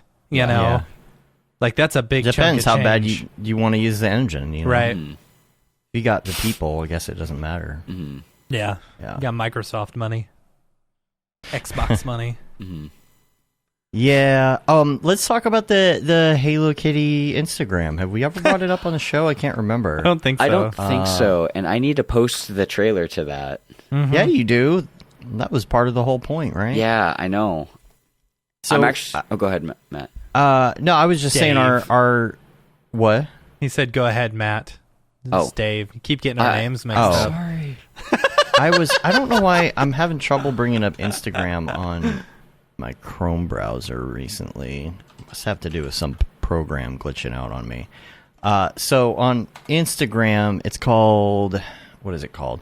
Halo Kitty Renders is the actual screen name. It's Halo Meowfinite because we are the Halo Kitty team. Ooh, we have a comment. Oh, we do. Ooh. Somebody liked one of our photos. Okay, so we have our Halo team. We've talked about it many times on the show before, and so most of our Halo team are 3D animators or artists in some way, shape, or form. So now we just create these dailies every once in a while. You did this one, right? Yes, that was first in one? Redshift. That was the first one in Redshift. Okay. And then Love the purples. That's you, there's the Dave. one I did called Tea Time. Ooh, look, we got a comment here. Send me pic at something something. Universal Travel. Fire. Promote it with something something. Cam, Okay. that one is so good. The Thanksgiving. Yeah, that's it's funny. so good. Is that Octane? I don't know what that is. But... It's got to be Octane if it's Cam. Probably. Yeah. Okay. Probably. Then you did this, right? Spinning Yeah. time. Spinning time. So This is that for was Jeremy. Yeah, that was our first motion cap test. So that was me diving into it, and it's not that bad. But for like a serious trailer, I was like, ugh, I didn't want to deal with the cleanup. So Yeah, it looks Yeah. fine. So for those who don't know, I anytime was we're gonna- losing really poorly, like if we're like just getting whooped, we call it spinning time because then we just spin Spinning in time. circles and end up losing. And shoot in the air, throw Yeah. grenades, kill ourselves. Yeah. And Jeremy and I have done it a lot more when we're just the two of us playing, but people get so confused. They're like, the other team is just spinning and shooting in the air now. One And of my sometimes they'll do it with us. I was on my Xbox the other day looking through like, videos that I had saved and stuff, and I found that one of all of us walking like in a line, just crouching and then walking and crouching and walking. That one is so funny to me. I don't remember. I remember the one where there's one where we gave somebody birthday teabagging in the middle of the game. Oh God, nice. Yeah. Now this one is Rev's render. This So is on good. the official release day, or maybe the day after when it was going to be released. And it's freaking epic with our little Halo Yeah. Kitty symbol for our team. So that's Rev, and then this one is John Haley, right? John Haley. Yep. I don't know what he did this in though. I didn't. Does it say? Oh, Yeah, Redshift. Redshift. It looks super good. Yeah. I love the fog in it. I like the other guys. See, we need the models from the new game though, for sure. And then here's one from when you were working on the project, setting up the trailer, and then here's the one I did recently. And I've been putting the Xbox achievement on. That's going to be my new thing. Oh, can you send me that? Can you send me that as a graphic? I want to make my own that's like Halo 3 trailer done. Or like that's the achievement. Inebriation. Yeah. There's Winbush Select on the bottle right here. Dave, look at the link I just sent you. That's the video I was talking about. Which one is this? This is of all of us like squat walking. Oh, nice. Oh, the squat walking. Okay, I remember this now. Yeah. Halo 5. Those were the days. Gotta play some Beaver Nugs. Anyway, let's get back to motion graphics a little bit. You missed the best part. Oh, did I miss it? Okay, wait. Hold on. I want to see. Everyone gets it. Oh, everybody's just... We get bored sometimes. Oh, man, that's funny.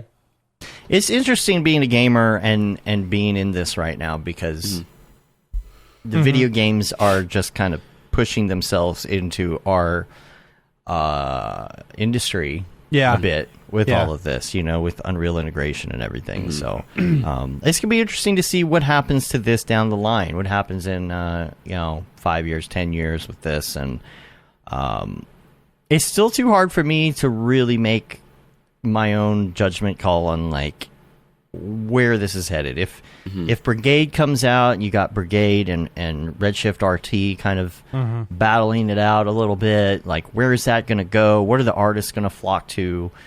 Is it going to be even, half and half?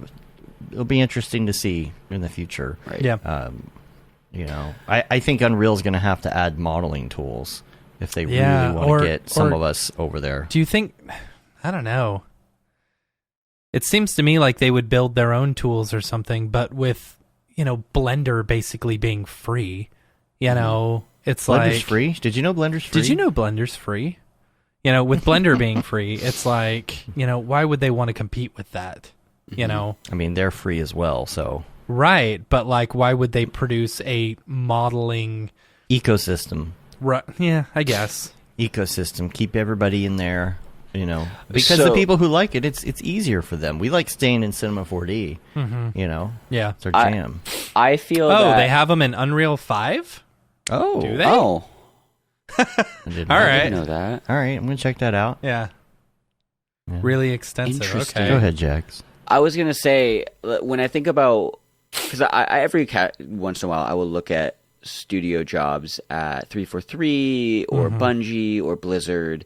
Like growing up, oh man, if I ever got like a job at Blizzard working on like World of Warcraft cinematics, I would like lose my mind. Yeah. But they're Maya and Houdini. And obviously Houdini for like simulations and stuff, but like Maya is the tool that they use. So I feel like if Epic were to buy Blender, it would throw all these big studios on for a loop because their studios are built behind Maya, and as far as I know, Maya has a much more robust tool set for character animation, and most of the time, video games is built around characters and character animation.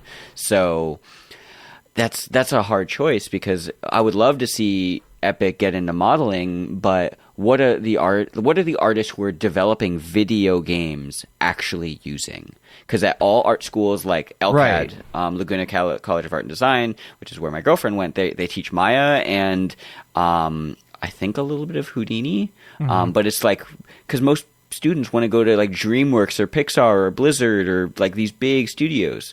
Blender, as far as I've seen, is like it's a great tool, but it's much like I don't think the big AAA studios recognize it as like the tool yet. Yeah, I could be wrong.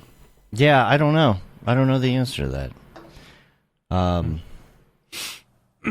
don't know. What are they using right now? Your average, your average like game developer. They don't care anything about this post-production thing. Yeah, I don't know.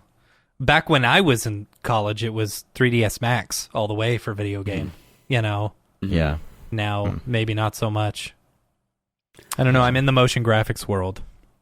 And I make motion love graphics. cinema. I love cinema. Right. I'm sorry. Like for motion graphics, for making like the reason why I got into it is because Mograph is just so cool to just like procedurally animate things, like a bunch of objects all at once. It makes like one of my favorite videos I've done for one of my clients. They have 12 different colors of boxes, and they're like, "Can we have the colors of the boxes change with the beat of the music?" And I'm like, "Sure, no problem, easy." And as far as I know, doing that in Unreal randomly would be very complex, developing a very deep node tree blueprint. And do you need to get that deep for a little effect like that for a video? Yeah.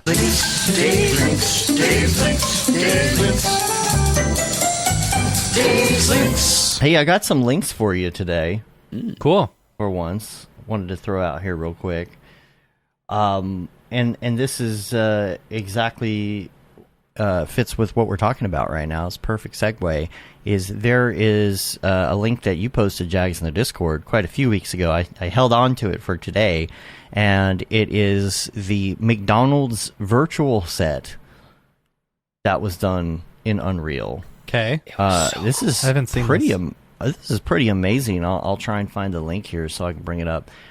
There's a spot that was done for McDonald's, and it takes place over a couple different seasons. I think it starts in the winter, ends in the summer, and it's got these two guys sitting at a table at a McDonald's. But it was all done in Unreal. It was virtual set. I'm gonna try and find the link here if I can. What episode is this? 313. There we go. And I'll post a link to this in the show notes as well. Here it is. This is actually on ArtStation. And check this out. So this, they had, of course, like a floor and some tables and chairs and stuff. But this whole thing was done. And it doesn't look 100% real. Right. But when you're getting into production and it's a backdrop, it tends to look pretty realistic. The snack bar, everything. You can see the monster. Good. Yeah. Yeah, the monster looks a little puffy, compared to the top of my monster, But this is all background elements anyway. But in the spot, you can't tell at all because it's all out of focus anyway. And these two guys are just having their daily coffee. But all of that is LED wall. I don't know if the floor was LED or if they just went with like a regular floor, but you can see the seasons are changing here, so they're changing what's outside and the warmth of the color temperature and whatnot. Yeah, so if you look my grandpa at this, used to go with all his friends, to go to McDonald's every day and have coffee. That's cute. Yeah. Can I ask a question they all from died. the chat? Yes. Go ahead. So Isaac mentioned that the dojo scene in the new Matrix is all Unreal 5, and I would love to know if that was real-time Unreal 5 or if they did path tracing. Right. Yeah, I don't know. I haven't seen it yet. Okay, so they did have a floor. They did have a floor, but it's only pieces. You can see they were just putting pieces of the floor where it was needed. Yeah. In the set. That's so interesting. Yeah, they did a very good job. I love these stills. Man. It's so cool. I mean, they look like they're in a real place. That's so cool. It would be so fun to be on one of these on set, especially like the big one that they have at for not Mandalorian now, but Boba Fett, because it's just so massive. Imagine you're in there and like somebody changes the angle of the sun and all the shadows and stuff are moving, and like it must feel so weird to be in there and then like experience that like because almost holodeck-ish. It's like a big IMAX screen or something like that, but with much more detail. I don't know. That's crazy. That's so cool. The other link that I had is this is something you put in.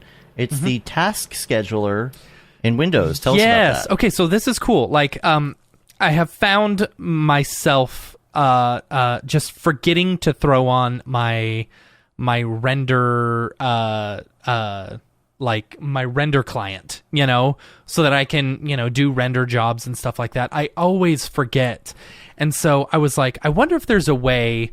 You're talking about render, RNDR. RNDR. On the render network. On the render to network. make money off of. Correct. Yeah. Yeah. And you can do this with any program that you just want to run when your computer's not being used, right? So using the task scheduler, which is already a thing in Windows, you can set up a new task that once your computer goes idle for a certain amount of time, it'll automatically start up a specific program, So, like, you could say, okay, like, for example, if you've got a bunch of, like, just, I don't know.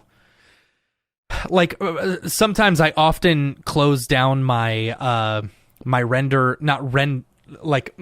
machines. Like, I close down the daemon that's running in the background so that I'm not just taking up space. You could have that set up to where it's like, okay, I need to remember to restart that. Like, because I've got a separate gaming computer, and that I closed down the daemon, in order to play video games, but you can set it up to where it's like, okay, my computer is idle. After 1 hour, I want it to open this program so that you don't have to keep on going back or like forgetting or whatever. It's pretty good, and so you just set it to go. Anytime it's idle, it'll open back up, Yeah, you tested it. Worked well. It works great. Yeah. Works real great. And it almost works too well. Because my amount of idle time, I've got it set for 10 minutes. That's not enough idle time. Because I will sometimes sit here scrolling TikTok for an hour or for 10 minutes, and then it'll pop up. No, let's be honest, it's an hour. Yeah. So it's always an hour with me. Yeah, but it's pretty cool, and it's already built inside, Windows task. What is it? Task scheduler or whatever I believe it is. Cool. Yeah. The last one is Mark Fancher. I wanted to mention his TikTok. You need to go check that out. I'll put it in the show notes. You can check out the Lego time lapse that he did recently. It was really good. It's a Mario Lego piece where you've got a whole Nintendo system and everything. So those things are so really cool. Yeah, I have I've purchased it. Yeah, is on the way for somebody's birthday. That's cool. So, before we go to the drop and talk crypto art, we have a segment that we do that we haven't done a lot lately because we've had like repeat guests where we've already done this. And this is Mograph Recommends, where we're going to go through some of your favorite things and get your opinion on these. Okay. What your favorites are. Number one is going to be your favorite movie. Favorite movie.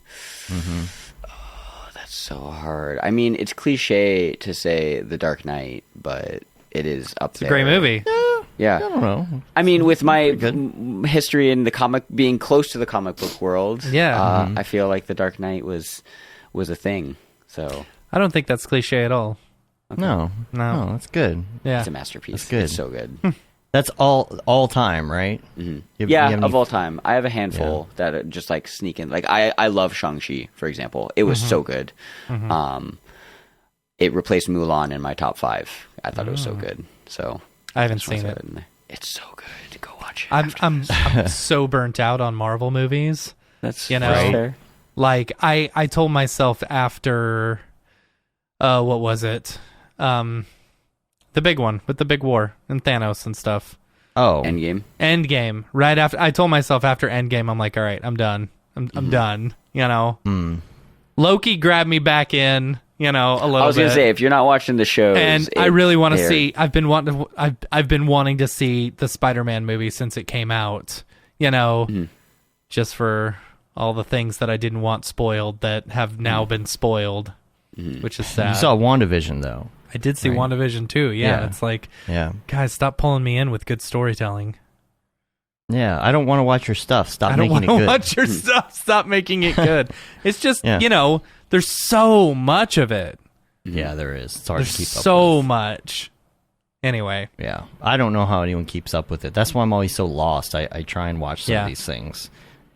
But what about TV show? TV show, Battlestar Galactica. Ooh, good choice. That Bears, is my Beats. favorite. Yeah. So my dad loved Battlestar Galactica. Like it was his favorite TV show of all time. And so, oh gosh, what was it, like 6 years ago or something? I was like, all right, I'm gonna give this a chance.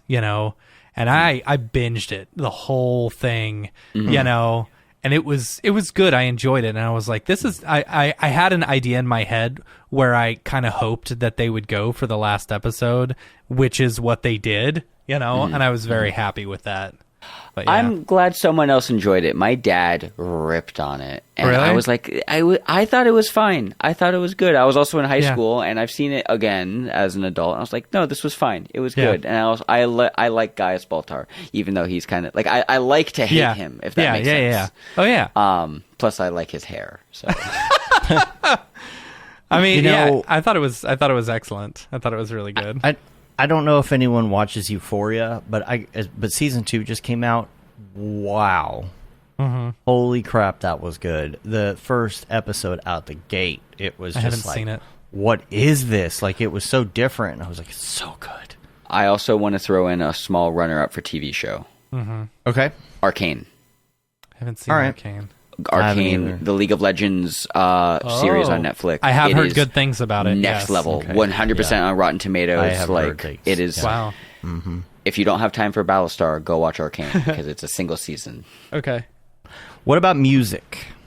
I'm a metalhead. Are you? Yeah, like please give me some Lamb of God, Metallica, In Flames, Children of Bodom.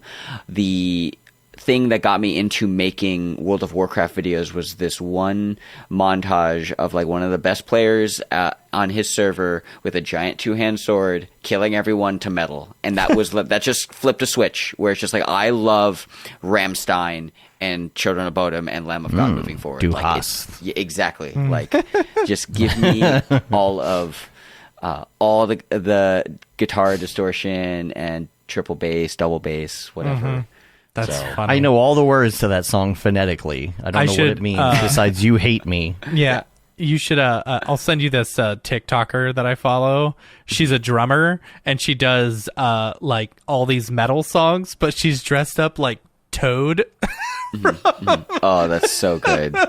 Yes, from please. Super Mario Bros. Oh yeah, you sent me that I did- yesterday. There's really also a great video. I think it was on. Wouldn't have been Vine. I guess it was YouTube a long time ago. With it's a Sesame Street counting game, and it's like one of those digital boards. Oh, that, yeah. says things, And then and it's it's got counting. Cookie and goes, it's got Cookie 9. Monster with the 9. Nine. And they're playing Du Hast, and every time it goes to that, it's Cookie Monster 9. Oh, that's so good. It's one of those. Yeah.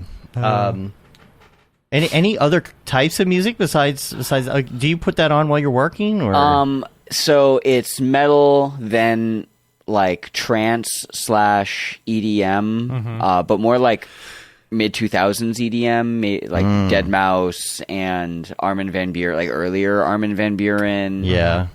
And then there's this Good old track. Daft Punk. Yeah, exactly. There's this other playlist on Spotify that I put on. It's called songs that songs that make white people turn. And it's just like Sweet Caroline and just like the most generic that's things funny. you can think of. So it's like metal, trance, and then that, because that's what I put on when I'm in the car with someone who like I know they can't tolerate my music. So I'm just like, you get this now, and Yeah. I enjoy it. You get So- John Denver. exactly. That's funny. All right, next on the list is going to be podcasts. I do listen to this one a lot while I'm training. Appreciate that. Freakonomics is another Yes. big one, because economics nerd. And then another one of my hobbies is powerlifting and bodybuilding. So my bodybuilding coach has a crew of coaches called Team 3DMJ, and they have a bodybuilding / powerlifting podcast that talks about like Okay. doing optimal powerlifting stuff. So it's those three: Mograph, economics, fitness. That's funny. 3D MJ, 3D motion jocks. What is that? 3D motion jocks. So 3D MJ, it's discipline, desire, and dedication. That was way off. Yeah. They're just really strong people, and I like hearing the sciencey fitness things. That's like why you should be doing a leg press instead of a squat. So, dude, what's your diet? What's your diet consist of? Depends. Are you constantly dieting, or do you just have a high metabolism? No, I'm actually pretty conscious about what goes into my body. So when I was at Camp Mograph, I was actually like gaining weight. So I was like, sure, fuck it, let's have pancakes. Sorry, by the way. Yeah, you're fine. For like right now, I'm actually keeping track of my calories. So I do either have a mental checklist because I've been tracking my food for so long, but it's somewhere between 15 and 1,800 calories, and I try and get about 10,000 steps in per day, and then I train for about an hour 5 days a week. Just like train legs, train upper body, train lower body, and I kind of just leg day, bro. that. Yeah, no, my bench is terrible, but I will squat all day. Yeah. Yeah, yeah. My legs are much better than any other part of my body. It's very disproportionate, I guess. The thing that you say at the end of every one of your tutorials, for the most part, what is it? Eat 1 gram of protein per pound of body weight each day? Yes. Did I get that right? Yeah, Okay. that is exactly it. All So, right, cool. according to nutrition research for optimal muscle growth, eating about 1 gram of protein per pound of body weight is conducive to muscle protein synthesis and making gains and whatnot. And I just think more people could eat more protein. Do you? In general. Yeah. I feel like at a certain point you don't make more gains. Because like I was on a big kick for about 2 or 3 years where I was working out every single day, and I reached a point in which I was plateauing, you know. Yeah. But it's like I also wasn't. I don't know. I looked good, but I With you know, weight loss plateau or no with muscle gains plateau. Oh, that's when you need beefcake. Beefcake. Oh my gosh. No, So like, with- I don't know. I was also dieting and stuff, but it's like for me, it's like I go and work out and I get instantly hungry. I'm like, oh man, I am so hungry. I'm the same way. It's like, what is the point of working out and burning 300 calories if I'm going to overeat and just end up eating those 300 calories that I just burned?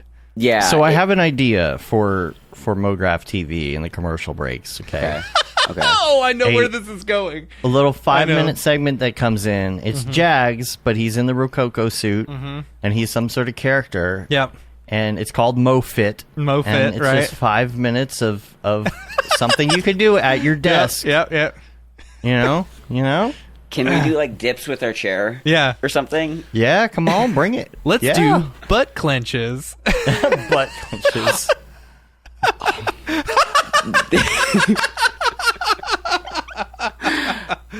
If I could recommend any fitness equipment for a motion designer who sits all day, All right, it is yeah. not a standing desk. It is a band called a hip circle that you put around your knees, and you spread your knees apart, and it Okay. activates your glutes, so it's effectively butt clenches.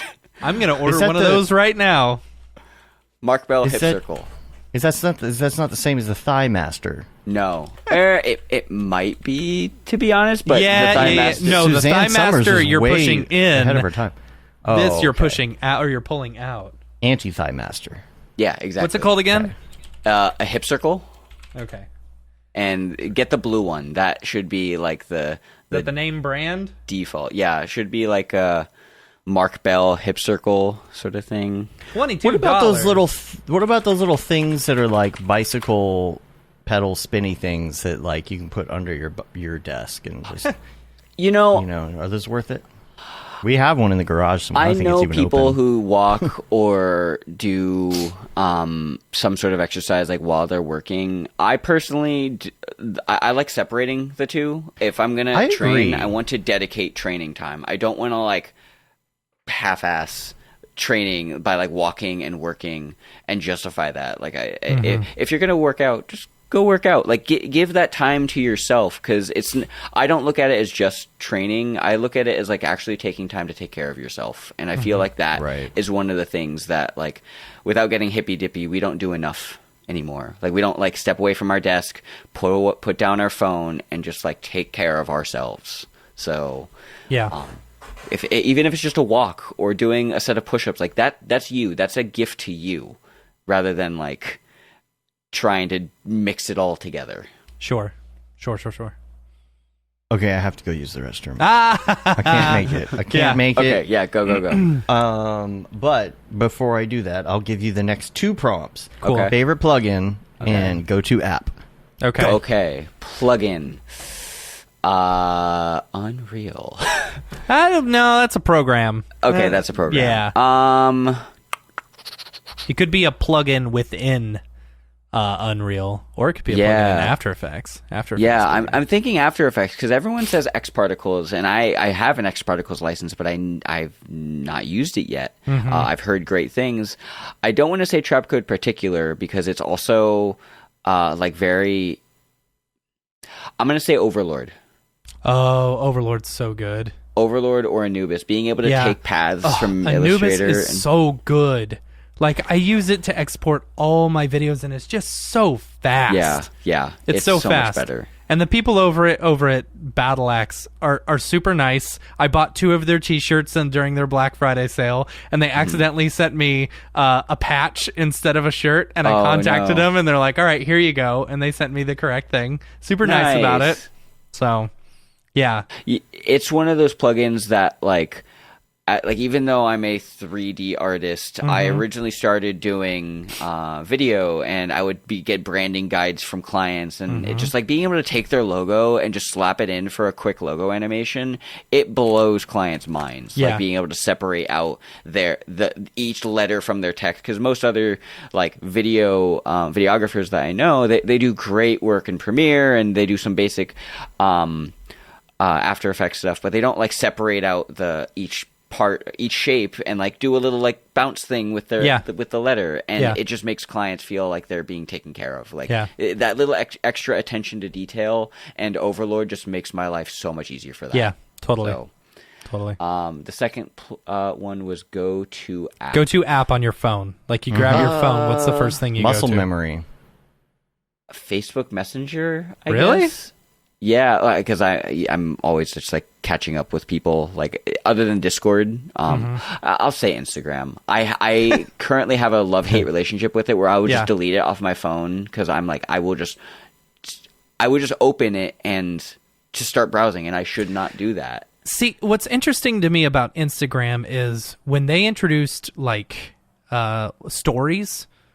I go to Instagram stories way more than I do. I don't even scroll through Instagram anymore. Yeah, like Instagram to me just isn't.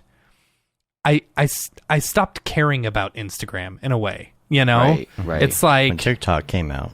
Well, yeah, when TikTok came out, you know, I like stories. I like these quick little, whatever.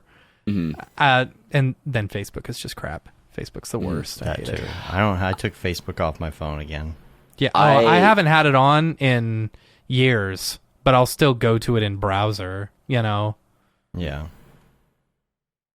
I wish I did not browse Instagram as much as I do. Like, I've really gotten under control this last year on scrolling, but it sucks that as artists, we have to have it on our phone, because we have to be attentive to what our other big agencies doing to help advertise content. We make advertising content, so it's like, okay, I don't want to be on Instagram, but I'm making Instagram content, so I should probably be aware of like what is happening. So it's an interesting way to think about it. See, I maybe the algorithm's bad for me, because I don't like a lot of stuff. I'm real bad about following people. Like I realized this the other day. Like, if you got in early with me on Facebook, you are my friend. If you did not get in early enough to where, like, I don't ask for friendship anymore. Every single person in the you may know, I know those people. I just don't care enough to add them as a friend on Facebook, because I don't want the algorithm knowing, or like catering me to certain things or whatever, you know? So if Matt doesn't add you back, he doesn't like you. It's not true. It just means that, like, I don't know. Yeah. We know what I you're have saying. I have a ton of family members on the you may know these people, and I'm like, yeah, they're family members, but I don't need to see that, you know? Don't want to see their memes. I don't care about their memes. Yeah. All right, 2 more real quick. My This should be dad fun. is someone that says that you should know, and I'm like, no, I'm not gonna friend request him. Oh man. Yeah. Wow. All right, video game. Favorite video game of all time. World of Warcraft. All right, easy enough. Yep. All right. And Are you Warcraft, still KOTOR, currently and Halo. playing it? No, and I'm reading this book right now called The Artist Way that is trying to help bring out the artist. It's very like ritualistic and spiritual to connecting with the artist within you. And I've actually thought about opening up the account because the book is very much like tap into what you used to do as a child and re-experience that. So I want to make video games. Like that's one of the things why I'm in Unreal so much. Sure. But if I get too into it, I will only play video games. So Right. I'm trying to Right. find How much- that balance. How much blueprint stuff do you do in Unreal? Like, Very little. is it all like video stuff, like, or are you also creating interactive things as well? Like So any I'm interactive stuff. slowly dabbling into creating procedural textures and materials so then I can swap things out easier. I think about doing some blueprint stuff. I will be honest, I'm going through the RTX course right now, and there's a whole section on blueprints, and I'm like, this is great for video games. And I know Right. I will use this for video games, but there's some parts to animation, I'm like, just use keyframes. That's so much faster. Right. So like Right. as a motion designer, there are parts of Unreal that I'm like, I'm just going to use keyframes. I know this is only going to be a viewed experience, not an interactive experience. Yeah. So I'm going to just use keyframes. It's just a lot easier. But I want to make video games, so I'm going to dive into it so I can make my own character. We got to do our video game, or that video We game do. I was talking about earlier. Yeah, I remember. We Yep. should totally do that. Yep. I'm down. It'd be fun. Just give Yeah. it away to people so we don't Yeah. get sued.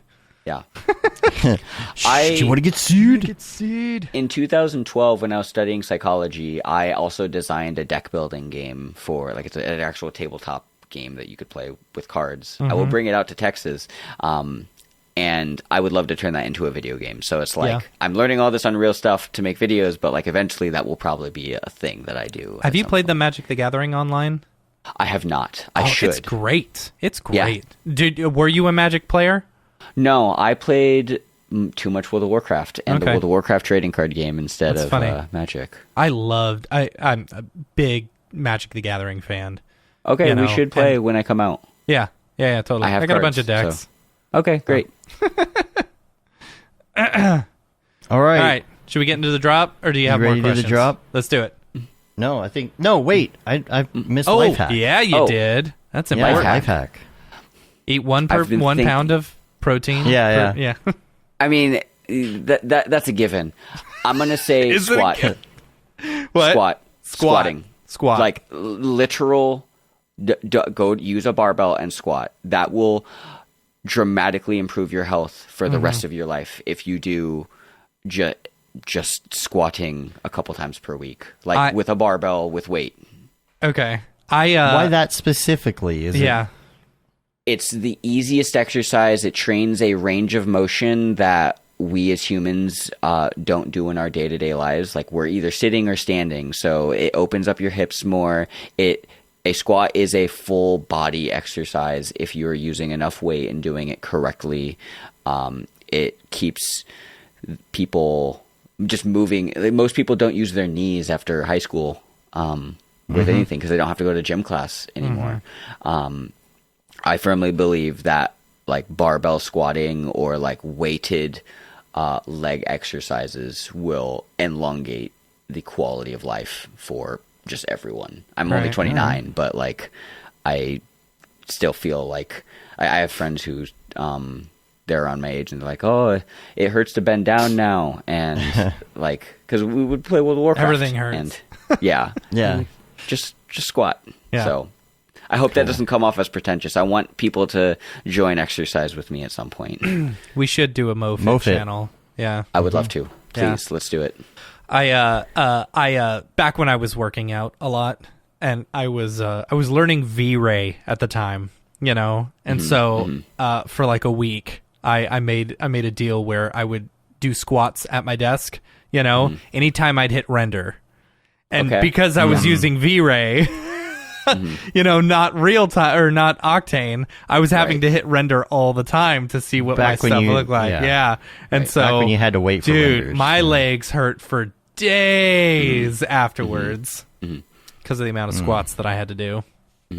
So if I could at some point in my life, I would love to have a desk and then a full gym. Yeah. Immediately next to me, so I can hit a render and then go do my training. Like I said, I don't want to separate the exercise, but if it's close to me and I can like actually dedicate like true intense workout while it's close to me, that's fine. But like half-ass walking while working doesn't work. So, all right, Let's get into the drop. Let's do it. Drop. Is this the fucking mic drop? This is exactly what I should be doing. What's up, and welcome to this week's episode of The Drop, your weekly source for all things NFT and crypto art, as well as upcoming drops by notable people in the Mograph industry. I'm Matt Milstead. Joining me, as always, is Dave Koss. And joining us this week is our good friend, Mr. Jon Jags Nee. Yo. Let's get into this week's drops. If I can pull that up, the drop list. The Dorp. The Dorp. First up, let's do Maker's Place first. I already had all this. Okay, never mind. We can go Nifty Gateway. Nifty Gateway is bringing on a bunch of like baseball players and stuff this week, which is, I mean, it's cool that they're doing art. It's not bad art in comparison to some of the other crap that we've seen in the NFT space. But yeah, it's cool. First up, we've got tonight is Matt Schuzer. All the baseball player fanatics who listen to the show are like, "You're mispronouncing his name." But yeah, he is a baseball player, and he is having a drop tonight. So that's cool. Is it? It's his work, or he's collaborating? No, it's his. It's his. Oh, nice. Yeah. Okay, that's cool. But a portion of the proceeds from this drop will be donated to the Matt Schuzer Foundation, which I don't know what they do. I'm sorry. Well, you took away the screen too fast. I couldn't read it. Oh, it's okay. Sorry. Yeah. That's tonight, and then on the 18th tomorrow, we've got two drops. First one is Pol Cruz. What is this? There's so many names on this one that I can't pronounce, but this is kind of cool. I kind of like this one. This person has done a drop before. I believe they're a photographer, and then they edit the photos to go to look like video and stuff. I don't know. Pretty neat stuff. Interesting.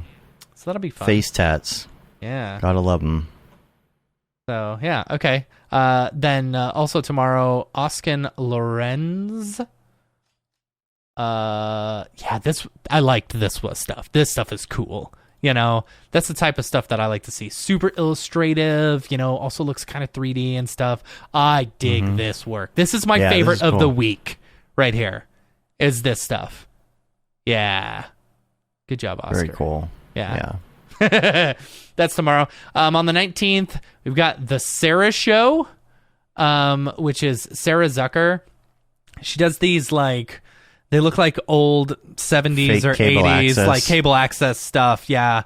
She's done a drop before on Nifty Gateway, and you should see some of the stuff. It's really funny. It looks like old school cable access, just neat. Where's the samples? I know, right? People gotta be is there showing similar stuff on to Twitter? Probably. Okay, I just want to see what it looks like. There we go. Right. Using them red giant filters. Giant filters, right? So look at the snatched one. That was so funny. This is great. It's like Mario Paint or something. I love it. So that's awesome. Yeah. You got the pixels and stuff too. That's great. Yeah. So that's the 19th, and then on the 20th, I believe this is another baseball player named Tommy Wilson. But if you look at the stuff, it looks pretty good. I don't know. Is this it back here? Yeah, I would assume so. but you never know. So these baseball players are just doing David Aryev's course right at night for fun? I guess like, so. Is that the deal? I mean, you can be a artist and a jock at the same time, That's true. That's 3D MJ. Just joined 3D. Oh. I am not a jock. I am the furthest thing good. from that. Like, more World of Warcraft for me, please. I just happen to do the deadlifts. That's funny. That's funny. All right, moving over to Maker's Place. On the 18th, tomorrow, Kid Mograph is doing a drop. Which is exciting. So, a thing called Materia Prima. So, exciting. It doesn't look like his normal, typical style, I gotta say, Yeah, it is a little different. It is a little bit different, Yeah, but cool. I'm excited for Kid Mograph. I love Kid Mograph I like stuff. that. I always That's have. cool. Love to get him on the show. Kid Mograph on the show. Yeah, we For should. real. So...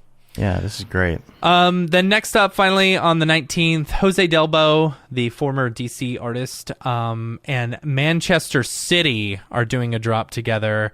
Now, I am a West Ham supporter. I am not a Manchester City supporter, but, so I was hesitant to even mention this drop at all. Oh, yeah, of course. The rivalry, it Right. just runs so deep with you. But I do enjoy myself some Jose Delbo. So, there you go. That is, Manchester City. Bleh. Mm-hmm. He needs to do a drop. Yeah, with West Ham United. Come on. Anyway. Hammers forever, baby. That's it for this week's drops, yeah. Do we have any community drops, Dave? We do. We got a couple community drops here. Number one is Ross Morris. Yeah. He's got up on Foundation here. This is Candy Week. Get your Ram candy. Get your Ram candy. Get your Ram candy. I love King Gumdrop, by the way. Yeah. I'm digging King Gumdrop. Yeah. That's fun. And look at these. Look at these. Pretty. So pretty. All the candy. I would say this King Gumdrop is my favorite. It kind of stands out. I like this peppermint candy pop too, though. Makes me feel like I'm going to Starbucks and getting a cake pop. Nice. Right. Yeah. It's pretty. Now I'm hungry. Your NFTs made me hungry, Ross. Delicious, delicious NFTs. Is anything going on with Cryptobiotica lately? I don't know the update on Cryptobiotica. Any new advancements in the field? I don't know. Still interested to see the, if they've discovered any more. What are they called? I don't remember. What are they called? The little NFT things they're just discovering. I don't know. Gotten a note from Tori Bryant. She said, hey, starting with dropping a mini collection of pixel bots to hype up the bigger drop. Getting some great traction with it. Drops Wednesday, January 19th. Ooh, so this Wednesday. 3,000 Pixel Bots is an intricate mix of hand-painted art by Tori Bryant and are interwoven with custom algorithms to create a 1980s gaming pixelation style. Pixel Bots is where artificial intelligence and human ingenuity merge, each stored as ERC 721 tokens on the Ethereum blockchain. Pixel Bots hold unique to advance into the Space Bots collection. And enhance into the game. Entrance into the game. Pixel Bots hold unique to advance into the Space Bots. Okay, I get it. Hold the unique ones to advance into the Space Bots collection and entrance into the game. Okay. There's some gamification. Like on the minting page, you spin the wheel and choose a bot. So it sounds really cool. If you want to check this out, this is, again, Wednesday, spacebots.io. I'm going to bring this up here so you can see it. Here you go. Look at that, spacebots.io. They got a Discord you can join. These are the pixelated ones right here in the first row. Look at these. Amazing. And I'm guessing that that there's some real-life painting involved. Yeah. Obviously, because that's a Tori Bryant thing. And kind of like this merging of like physical and digital art combined. So really cool. So look for that. Again, spacebots.io. Yeah. And is that it for the for those collections this week? We don't have a lot of other stuff going on. That's it. Yeah. Yeah. As far as crypto goes, Jags, have you entered that space at all? Have you dabbled yet? I have an idea that I want to execute on, and I am very close. I'm going to run to the restroom. Sorry. Wish you would. I sent Matt one of the first, I guess, drops that I want to do, but the issue is that I want to make it more than just a little JPEG or a looping GIF or something. I would like to make it an interactive experience where whoever buys it can actually download an Unreal game and pick it up and hold it in Unreal. Sure. The way I built it the first time, it looks great in Redshift, but I don't know how to build it the same way in Unreal. Because whenever you think about UV unwrapping, sometimes there are objects like cubes where there will always be a seam no matter what. So how do you create a seamless looking dice, for example? I hope that doesn't hint on what I'm trying to do. But that's the challenge. I do want to get into the crypto space, but I want to make it more than just a JPEG. And then I've had a couple people, Rev was like, dude, you should just post it, just do it. And I'm like, yeah, but it also could be Unreal. So I'm like, I don't know if I should just take what I have, do it in Redshift or Octane, make it look really good, and then figure out the next interactive steps later. But there's definitely some technical challenges on making it real time and interactable versus making it look pretty in Cinema 4D, Octane, and Redshift. Have you bought anything? Have you No.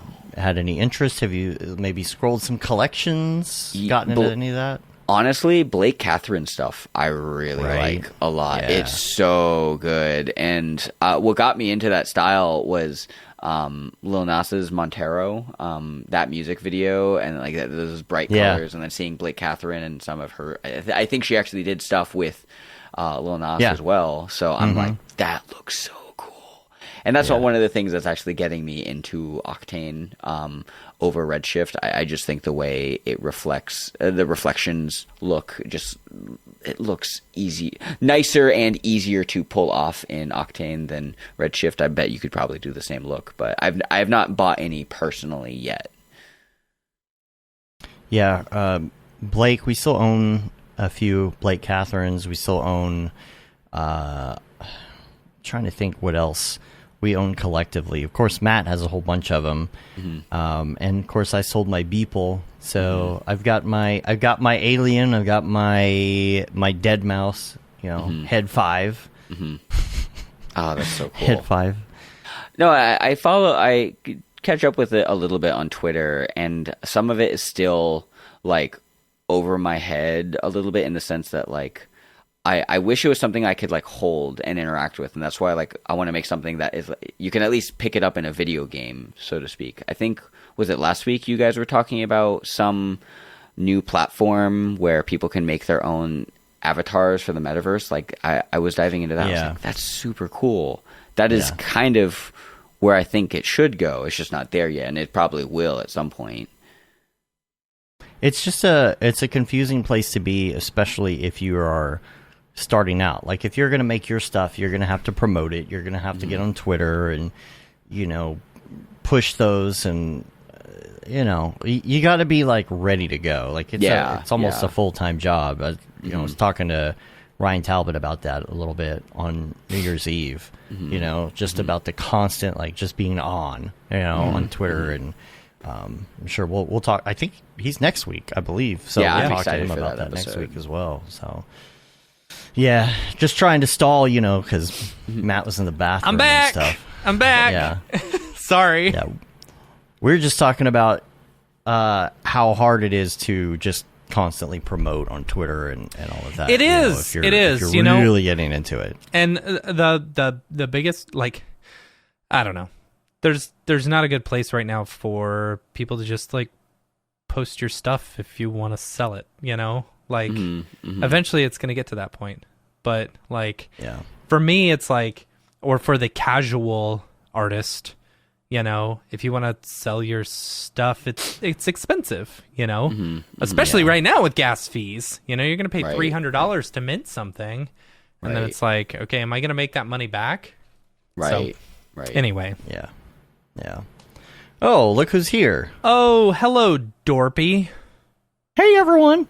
I dropped by to show off my latest Dead Dogs collectible. Oh, it's this week's dog droppings. Yeah, it's called For Setter or Worse. Show you right here. Love Just it. pausing for dramatic effect. Mm-hmm. Yeah. This is part of the 10,000 piece collection that I'm paw crafting these one by one. Mm-hmm. Paw crafting them. Right, paw crafting. Right, gotcha. Jags You've is got like, to- what is going on right now? I don't know how to interact with this dog. You don't have to. It's okay. Okay. You got the classic houndstooth collar and some sausage earrings as a status symbol. Oh, You know, you gotta have that. sausage earrings. I was wondering what okay, those were okay. earlier when you were making them. Yeah. Anyway, I gotta go. I got 9,998 more of these to make, and my paws are really tired. Over Your 9,000. paws are barking. If I can get one done a day, I'll be up to 10,000 by 2049. Okay, bye. Thanks, Dorps. Got to automate that. What? The process? Yeah, dude. Yeah, Dorpy's gonna have to get some help from Yeah, Smearballs or right. something to figure that out. Oh my gosh. Yeah. How do Man, people make 10,000 those of those. 10,000 pieces? Do they just like program in? You got to a watch procedure? last week's episode. Okay. I love that. Yeah. Like, I'm sitting here talking, and then the live show comes on, and Dorpy Yeah. just pops his head up. Oh, That's funny. That's funny. I think I think we got pretty extensive with that last week. Yeah. With, Okay. With Smearballs, just talking about, and there's different ways people do it. Like he to me, I think he's the first one that really used Cinema 4D to go Yeah. down that Okay. Yeah. that route. But a lot of people are using other automated systems and Houdini and Right. God knows what else. Photoshop automations. Yeah, there's Sometimes, Photoshop you know? automations. You just do all the different Yeah. layers, you know, and you can run a script. I've seen those as well. Cool. I'll have to check Yeah. that out. We have anything else left for the drop? I don't know. I don't think so. No, that's about it. If you or anyone you know has a drop coming up, feel free to email us, info@mograph.com. We'll shill it on the show. Cool. Let's get back to the regular show. All right. Gosh, dude. Is this the fucking mic? This is exactly what I should be doing. It's almost What like was that? well, when we were coming into the show, we both said the exact same thing. Like 3 lines of the exact same thing, and then at the very end, did. we both said, "Let's get back to the that's regular funny. show." It's almost like we've done this 312 times. Right. 313 times. 13. Ooh. Sorry, my bad. Yeah. It's almost like we finish each other's Sandwiches, yes. Sushi. sushi. Jon Jags Nee. Yeah. Thanks a lot for When are you being gonna on come the out to show, dude. Texas? Yeah. I think first week of May is kind of what I'm thinking. Cool. I know we're thinking about getting our suits sooner, but we should probably do some tests beforehand. Yeah, and do some probably. pre-production on that before. On that video game that we're gonna do. Exactly. Yeah. Right. Yeah. Yeah. Good. First week of May, second week. I'm thinking May, if that works Cool. for you guys. Works for me. Yeah. Yep. 'Cause maybe you guys have a- People want to find you on the Yes. internet so they can chat it up about Unreal and whatnot. Where can they find you? Instagram at Jon Jags Nee, pretty much just everywhere. John without an H, Jags Nee. My dad is John Nee. with an H. NEE. Yes, also that, and also not Knights of Nee and I. Right. It is N as in Nancy, EE. All right. Cool. So You are on Instagram, Twitter, you on TikTok? You doing the TikToks yet? I am on. I have a TikTok, but I just don't post to it. Same. Okay. So it's just a dog video supplier for me. Yeah. Okay.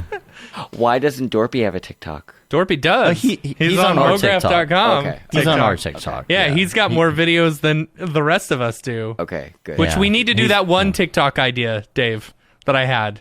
You know, you're gonna have to remind me because I don't remember what that is. I'm gonna shoot that today, and then you could. Okay. You could. Cool. Yeah. All right, let's do it. All right. We're gonna get out here. You can rate us on iTunes, leave a review on your podcatcher of choice. Subscribe to our newsletter that goes out every now and then. We're gonna have one going out later this month with all the updates and things, and maybe a little bit on Mograph TV, so you can get the info on that. And you can say you've been there, done that. Blah. You can say you've been there, done that. Got the T-shirt with the Mograph logo tee, the Paul Babb Feel the Bab 2020 shirt. All the profits from that go to Doctors Without Borders. The Render Things T-shirt, hoodie, and long sleeve tee. Those are always those are the best sellers. Those are the good ones. And that Render is Fire shirt, which you are only allowed to wear ironically, Unless you're shams.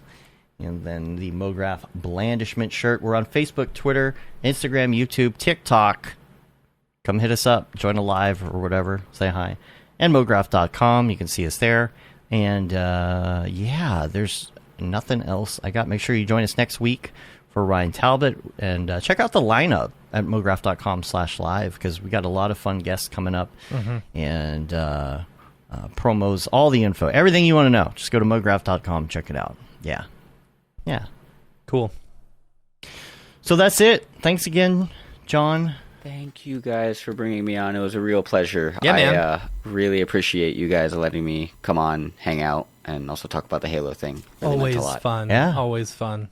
Yeah, and we'll see you in the Discord after the show, probably. I'm sure that if people don't know, they can get in on our Slack. They can also join the Discord. Come hang out. We are just in there with our video on, just hanging out and working all day, every day. All the day, most every part. day.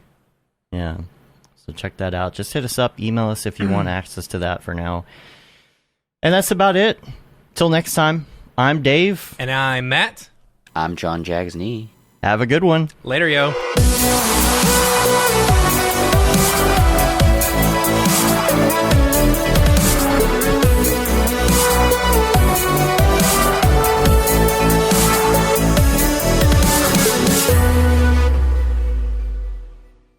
Pretty good, I guess. Mograph.com, an online resource for motion graphic artists. Start your week with the Mograph podcast. Industry news, interviews with your favorite artists, and terrible humor. Watch live shows and interviews from Mograph events like NAB, SIGGRAPH, Half-Res, and local meetups. Our Mograph Talks feature live demos and motivation from artists all around the world. Sometimes you gotta make stuff that you're not gonna put on your reel, and I'm not here to judge. What if Rick and Morty show up for the countdown at midnight? That's where I peaked in life, in my career. We gotta stop this thing, Rick! It's gonna kill us all! Hear from the people that create your software, design your render engines, and artists that are changing the face of modern motion graphics. You get that render done. Yeah, you better frame what? Mograph tutorials and online classes will teach you about Cinema 4D, After Effects, as well as other popular software and render engines. Throw in the HDR Studio, take the render settings, pick the HDR, put in a reflection, and gorgeous. Branch into new software. Learn time-saving tips, techniques, workflows, and lessons that'll keep you up to date in the world of motion design. Oh, brother, those are some of my favorite elves. I love projects that scare me. When our art director comes to us and asks for something that I had never done before, man, it gets me pumped. Join the conversation in our live sessions. Check out our plugins or join the hundreds of daily active users in our Slack channel for technical help, advice, contests, or just to joke around. Real nice banana. Ah, that's so funny. All right. I'm going to live forever. Subscribe today and get the latest updates on our YouTube and other social media channels. Take all your dreams and just do it! We don't care how you get here, folks. Just get here. Subscribe to Mograph.com.